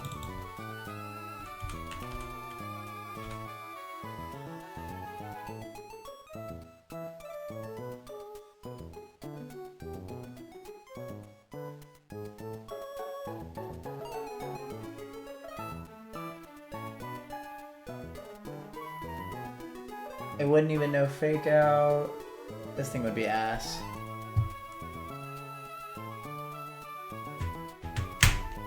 I guess it might have Chlorophyll, which is kind of nice, plus Solar Blade. Eh. I'm sure Sawsbuck is very whatever.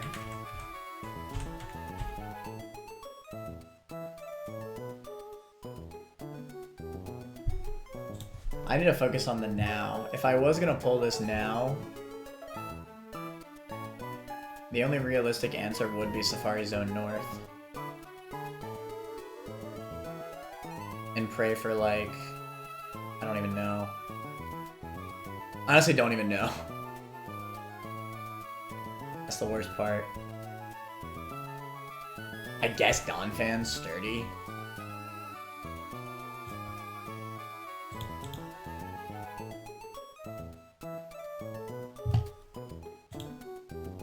Rock Gem Rock Wrecker is not even enough. That's so sad.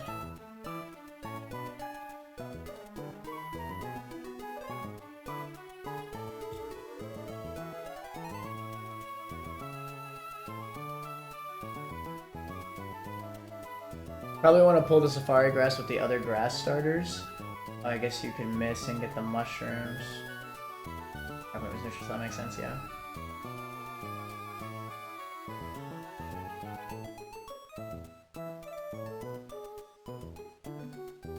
Hey, Rock Wrecker was also neutral on the other things I've killed with it. I'm just saying. I'm just saying. I didn't even need a Rock Gem on those.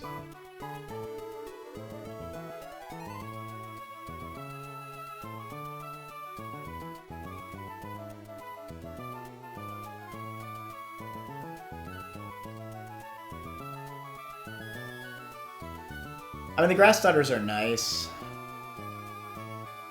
but it doesn't help me currently. Like, there's no point in even going for this encounter, to be honest. I think the only thing that maybe could help me in this current moment is Sturdy Donphan specifically.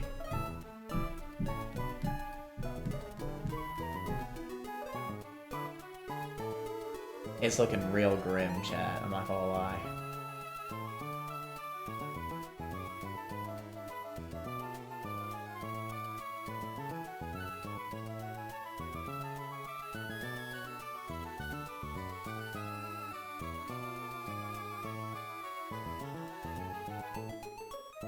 I might need to make a sack line.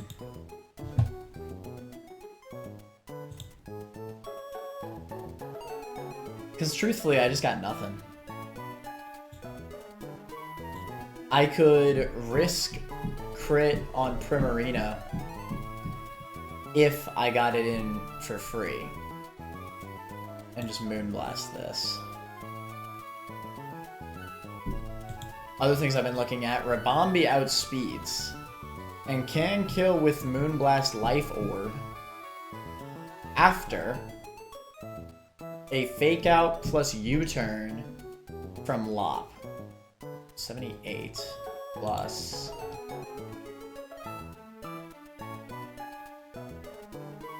At least it should, I think.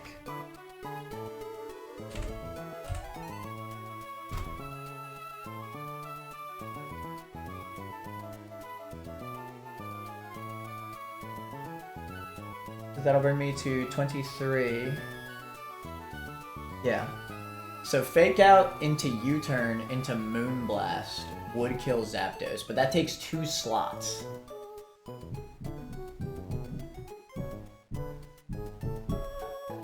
Okay. I think we have to create this line assuming that's what we do. It's the only thing that I've been able to see that consistently can kill without me losing something.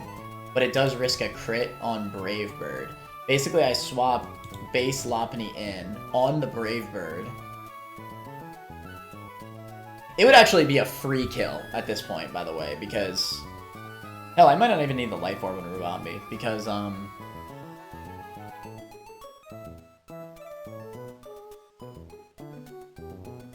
Oh, here's the other problem. I can't U-turn, because...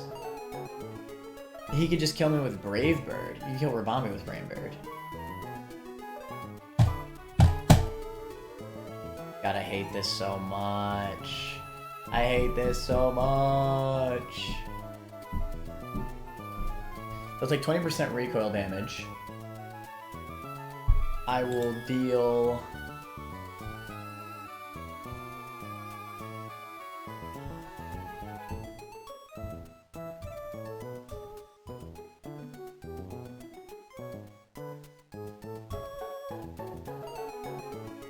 Okay, alternative plan. He takes 20% recoil damage from base Lopunny, Brave Bird, right? We Mega Evolve. Well, let's say he does 18, I guess. 18% recoil damage. Plus Mega Evolve recoil. I mean, Mega Evolve. Okay, so 18 plus 18 plus 18. So he will have taken 54%.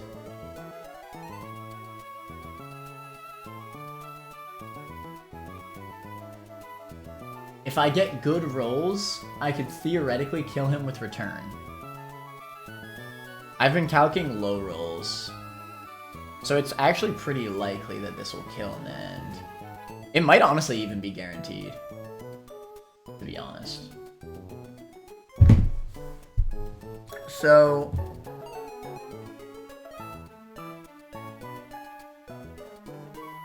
okay, so back to the line that I was doing before.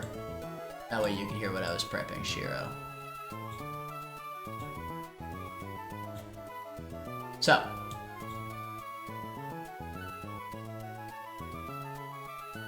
I guess we need Lop base in this line as well. Where is Lop?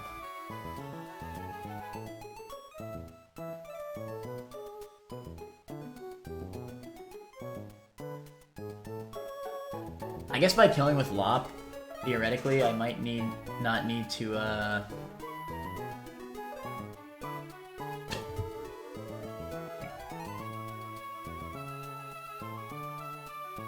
use 2 mods for it.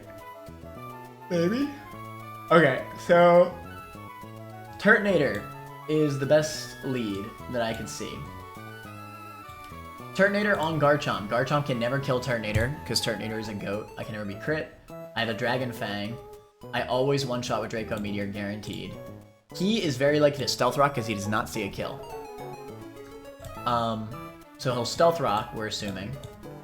And it's first turn, so Rock is very likely. Alakazam will then come out after I kill Garchomp because nothing else sees a kill into Turtonator from full HP. Not even base Swampert. So it'd always be Zam for the out damage after I've dropped my Spatak. It'll be Psychic. It'll either see Psychic, or Nasty Plot. Either way, Rapid Spin is the play. If he plots, that's also fine, because no matter what, he'll see Psychic after he plots.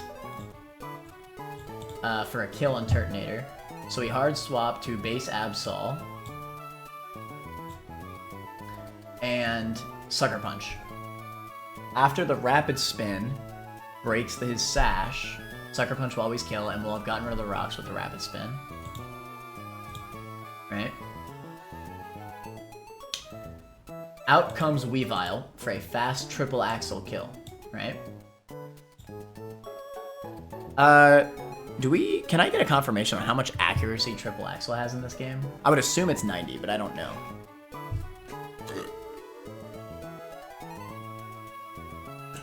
I would not be surprised if this game just says F a Weavile, makes it 100 accuracy. So this is where it gets a little bit dicey. So the current plan is to hard swap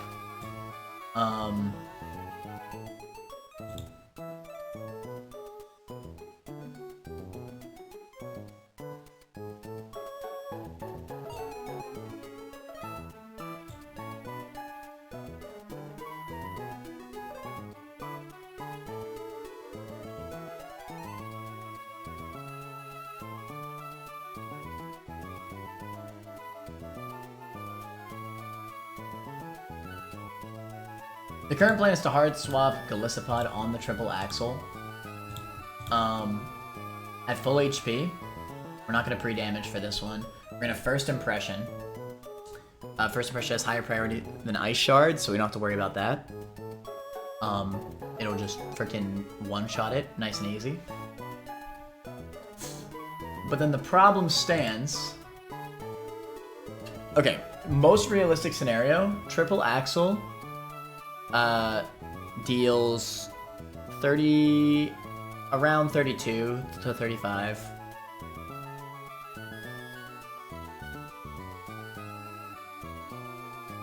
which will put me at... Well, okay, let's say he does the max roll. He does about 36. He could technically see Melmetal, which is a little bit awkward. I mean, I could pre-damage to where it's always Melmetal. Because Melmetal outspeeds Golisopod and might see a kill with... Well, yeah, it'll see a potential kill with Thunder Punch, so it'll always be Melmetal.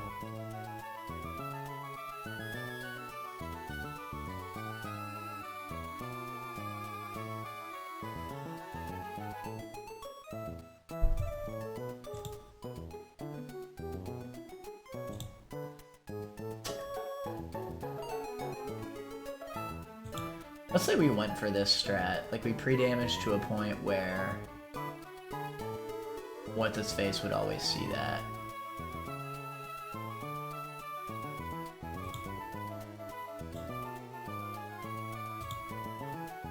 To be honest, I don't really like that plan. I think I'd rather just assume that it's Zapdos. Whatever. Let's assume Zapdos. That's most realistic scenario.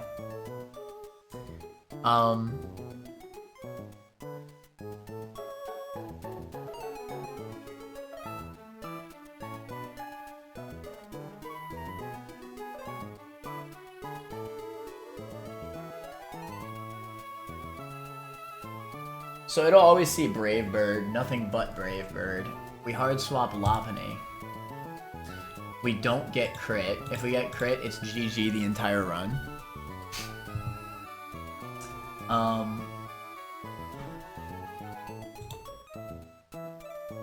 He takes 20% recoil damage, or 18%. We Mega Evolve, Fake Out, into Swap on the Brave Bird or Thunderous Kick. So I need to swap into something. It'll probably be... The problem is that the only way to get Mega Lop in is to bait either Throat Chop or Bulk Up. And if I bait Bulk Up, then I just won't kill it. So it needs to be Throat Chop. And again, the only way I had to bait Throat Chop was if I maybe... Well, to be fair, Metagross would have baited Thunderous Kick. I don't know, man. It might have baited Throat Chop. I don't even freaking know. Anyway.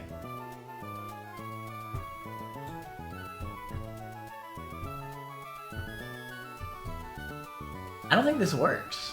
I really don't think it does.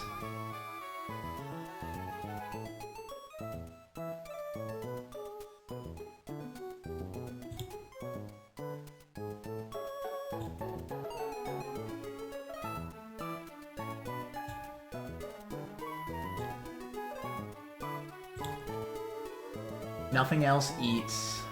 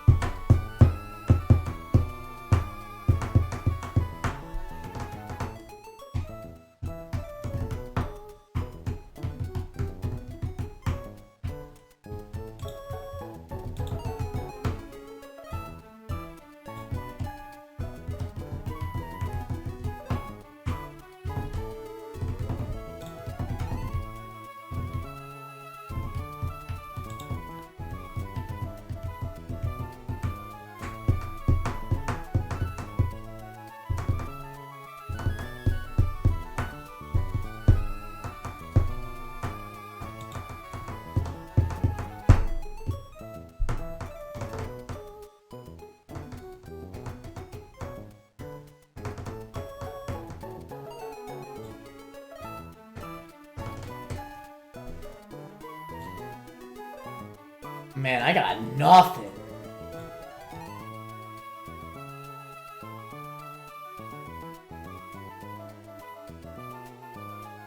Alright. I have an idea, but it's kind of scuffed. So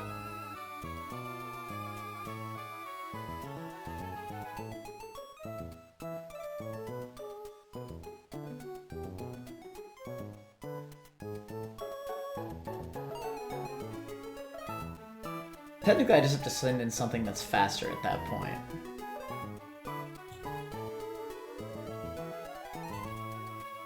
But nothing I have that's faster can eat either Brave Bird or Thunderous Kick. You can only live one or the other. Oh my god, this is terrible. Absol dies to both, so I can't even Sucker Punch.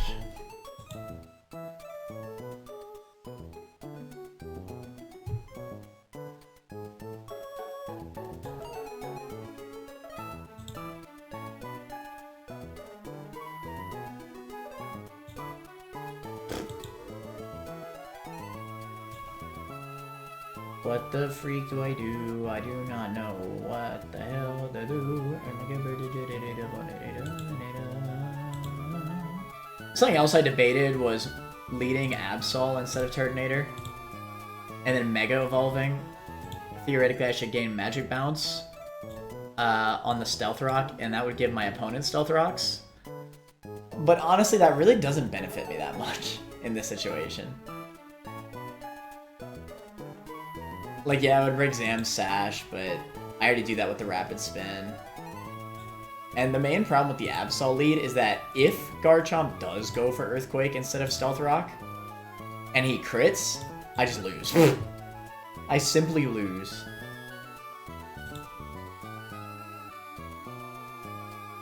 And I'd also need to max its speed with a freaking Heart Scale. Like, that's definitely not the play.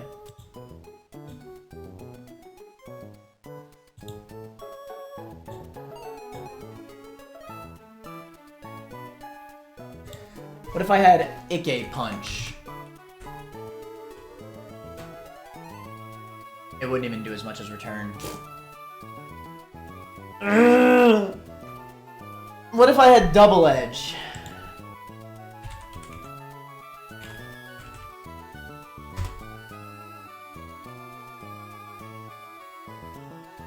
It wouldn't be enough.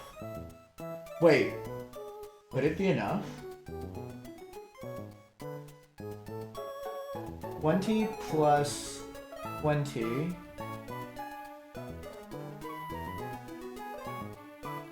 It's a roll. Otherwise known as not good enough.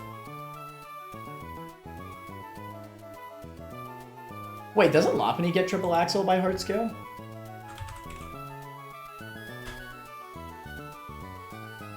Oh, wow.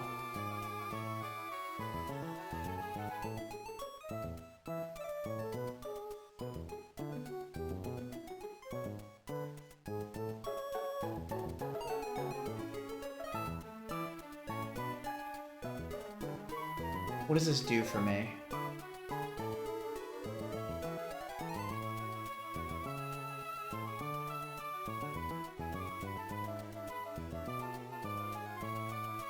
Yeah, I think it would kill. Because on base Lopunny... Oh my god. I still have to risk a crit, but... I think this is the line. So, we'd always bait Brave Bird on Golisopod. We're swapping into base Lopunny, who never dies to Brave Bird, assuming it doesn't crit, and high rolls. Technically, we can still live crit, as long as it's a low roll. Half of the rolls I live of crit. Anyways. It'll take 17% from Brave Bird Recoil. 17 plus Mega Evolve, Fake Out, plus 18. So that's 35. Plus Triple Axle.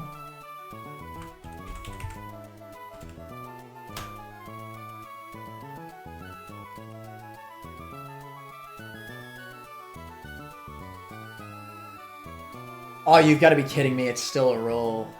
After all that, it's still a roll.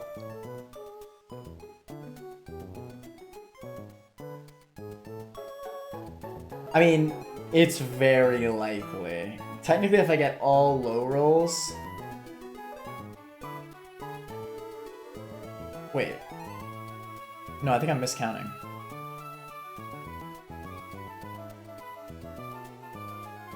Oh, never mind. This always kills.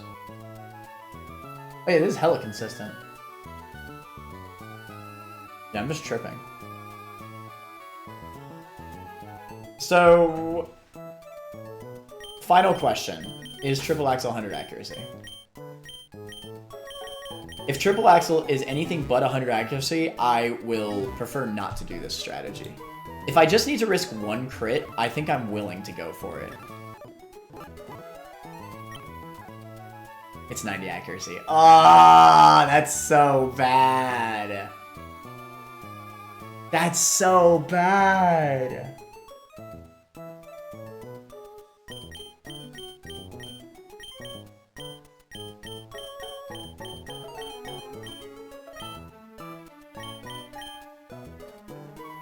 Wait a minute.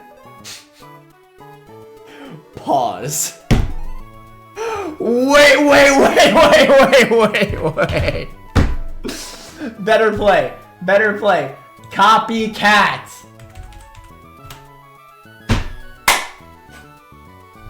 Because we're swapping on the Brave Bird, right?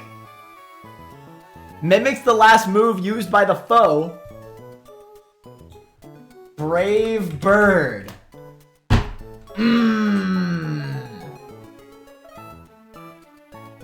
That also means we take a crap ton of recoil damage.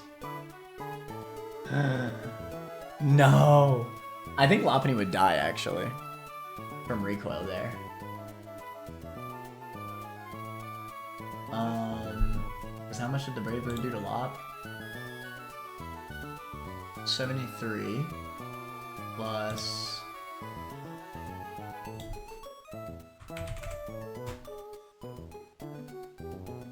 Yeah. It could die. Actually... But if we fake out first... Last move used by a foe. If we fake out first... let's say it's at 82. If we fake out first, we'll take 32 recoil damage.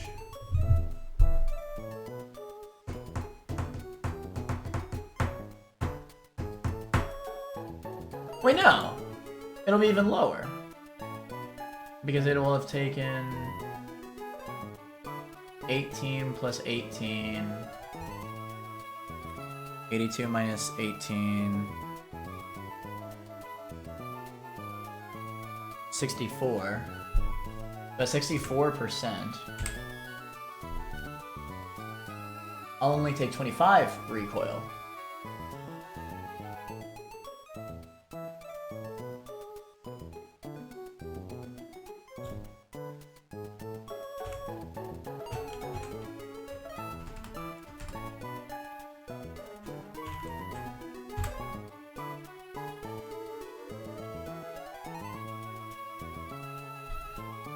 This is so interesting. I'm really bad at copycat. So 25% recoil off the Brave Bird.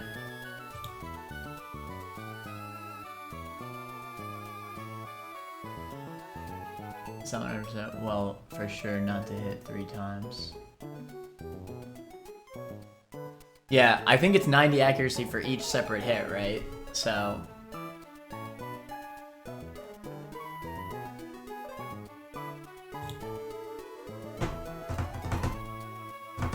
This is exactly why I don't want to do the pre-damage for the Weavile switch on Golisopod, because Triple Axle could just miss.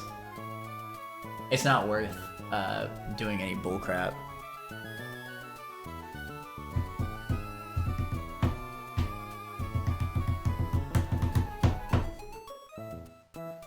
I hate that this could actually work. Okay, 25% recoil after everything.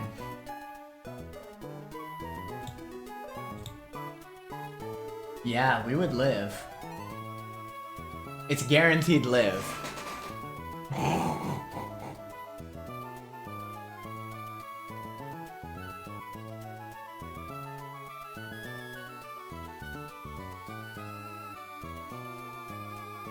Okay.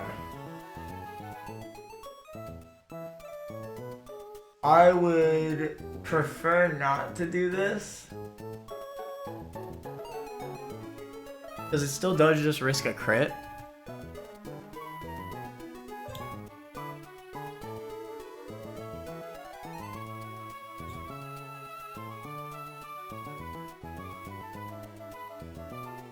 Copycat,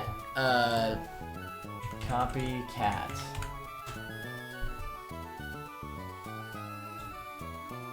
Copies opponent's last move.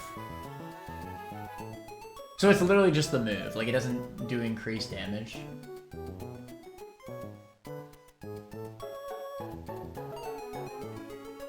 Bro, what an interesting move. I'm really bad to teach Copycat, bro. What the fudge?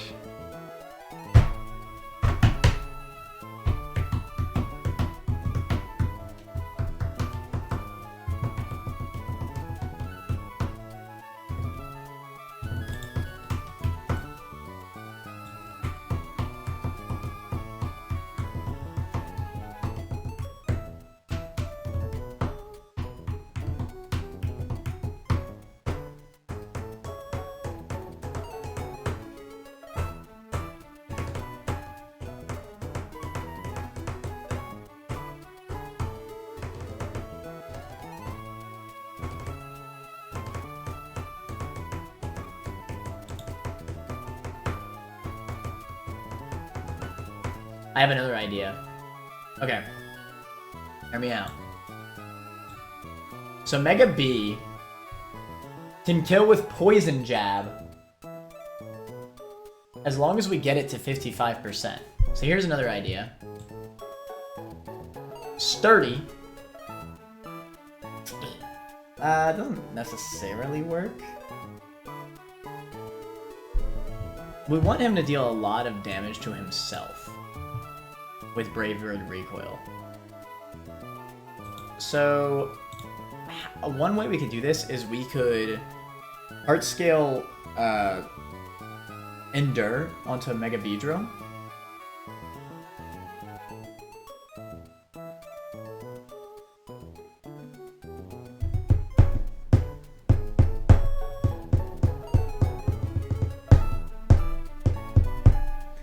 But in order to pull that off, we'd have to hard swap to Mega B.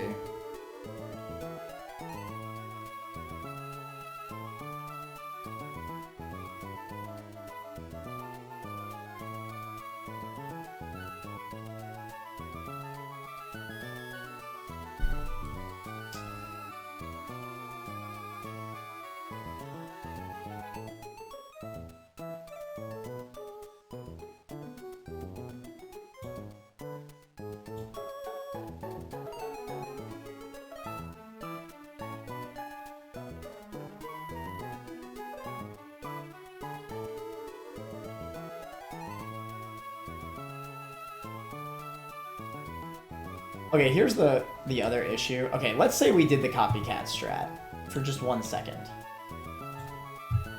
No matter what, we need Eldegoss on our team. Eldegoss is a requirement to kill Swampert. Nothing else can kill Swampert. Consistently, at least. We just swap Eldegoss in. We could even technically swap it in on an Ice Punch, but it'd be a risk because I get frozen or crit. But as long as we switch into Earthquake or Liquidation or Power Up Punch, Eldegoss is so free because we'll lower its speed and then one-shot it with Leaf Storm. Easy. Swampert is the easiest thing to deal with in this team. Well, besides like Garchomp. Honestly, everything in this fight's easy besides the damn Zapdos. Fudge.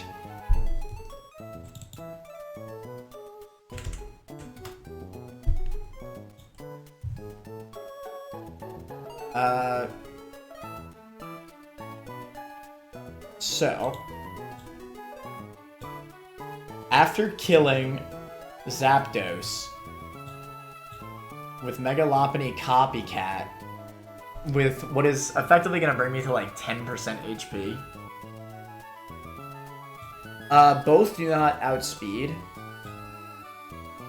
Mega Lop. So I think it'll be Melmetal for for lineup. Which is honestly pretty good for me, because I can just U-turn out. Get a little bit of chip.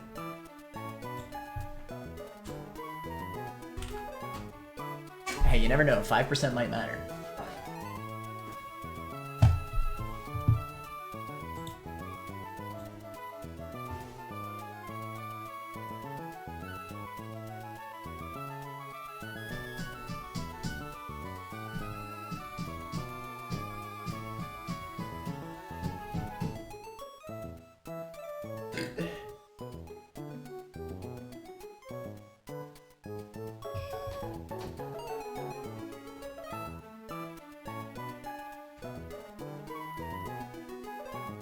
So we could U-turn into... The problem is that this is fully random move, so whatever I swap in needs to be able to eat every single move. I think Golisopod actually checks out for that. Thunder Punch crit could kill Golisopod, but that is a 1 in 4, and then it also has to crit. I actually think Golisopod is pretty safe, all things considered. If Turtonator's still at full HP, I'm also down for that. Honestly, yeah. Because I should be able to... the problem is that Turtonator doesn't outspeed, and he's always double iron bashing, which is it has 2 separate hits of 30% chance to flinch, which is Omega cringe. But we could chuck out 1 flamethrower. Like, we might be able to get 1 off. He can never crit me.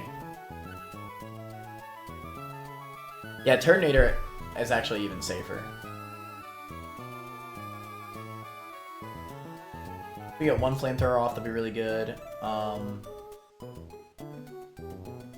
at the end of the day, we are baiting double iron bash. So let's say he does 33 each hit. Let's say he does 35 each hit. 35 plus 35 on the switch in. Then he'll do another 35. So I'll be at just about 30%.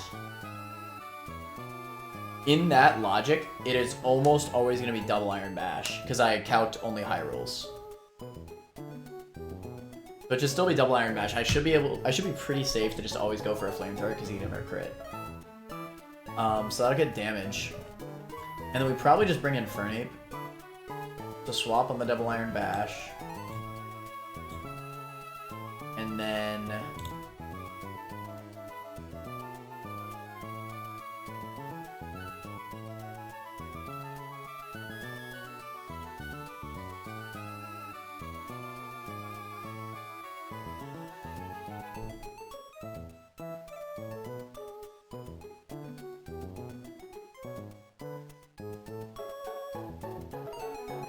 if we get the flamethrower off, then this is pretty consistent, but other than that... I guess with a life orb, you gonna get murked.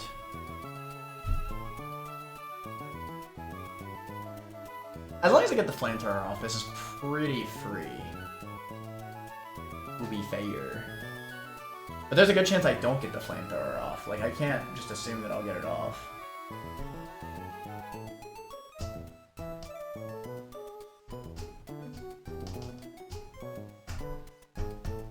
I'm switching on double iron bash. I guess you could swap to Golisopod, right?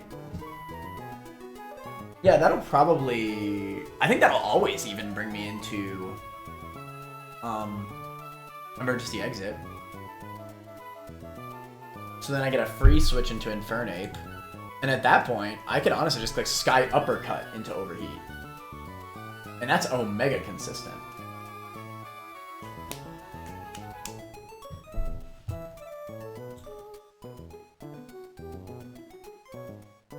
Would Walrein replace Ninetales if it had Snow Warning?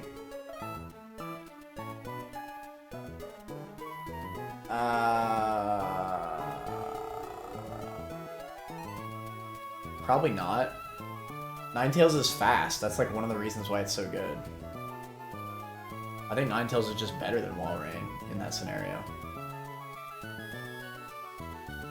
Gotta have that fast Aurora Veil.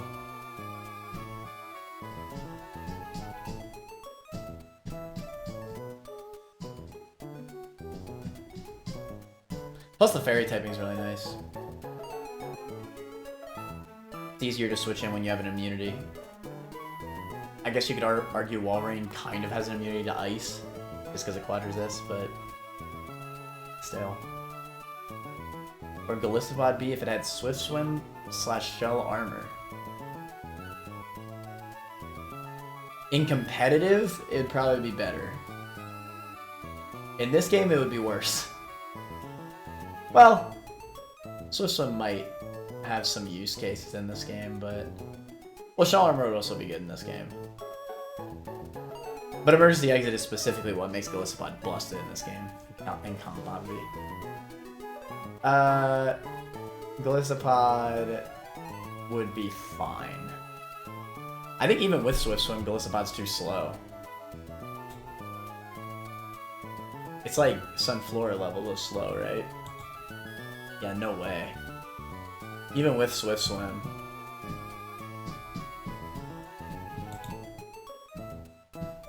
UU? I don't even know if it would make that, to be honest.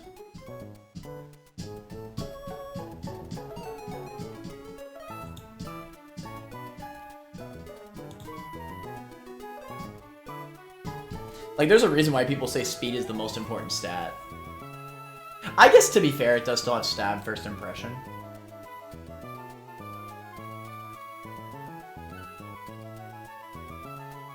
You know what might be strong? There's, I think Golisopod gets Curse, right? Maybe a Curse setup sweeper. With first impression, Curse, Sucker Punch, and Aqua Jet? That might be pretty good with Shell Armor. That might not be bad, actually. Hell, even Shell Armor Assault Vest would probably be pretty good. It'd just be so bulky.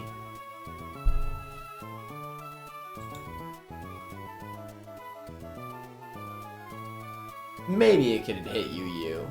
It depends on what its sets would be. It'd be a completely different mon. As an example, though, I think even that Golisopod would be worse than base Gyarados. So I would say put it around that level, base Gyarados.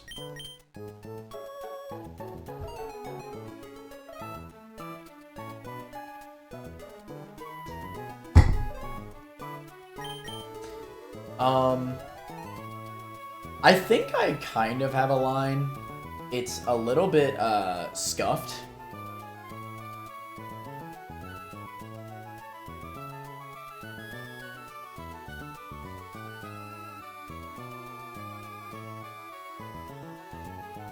The plan was not to fight the rival today, but honestly, I might actually do it later today.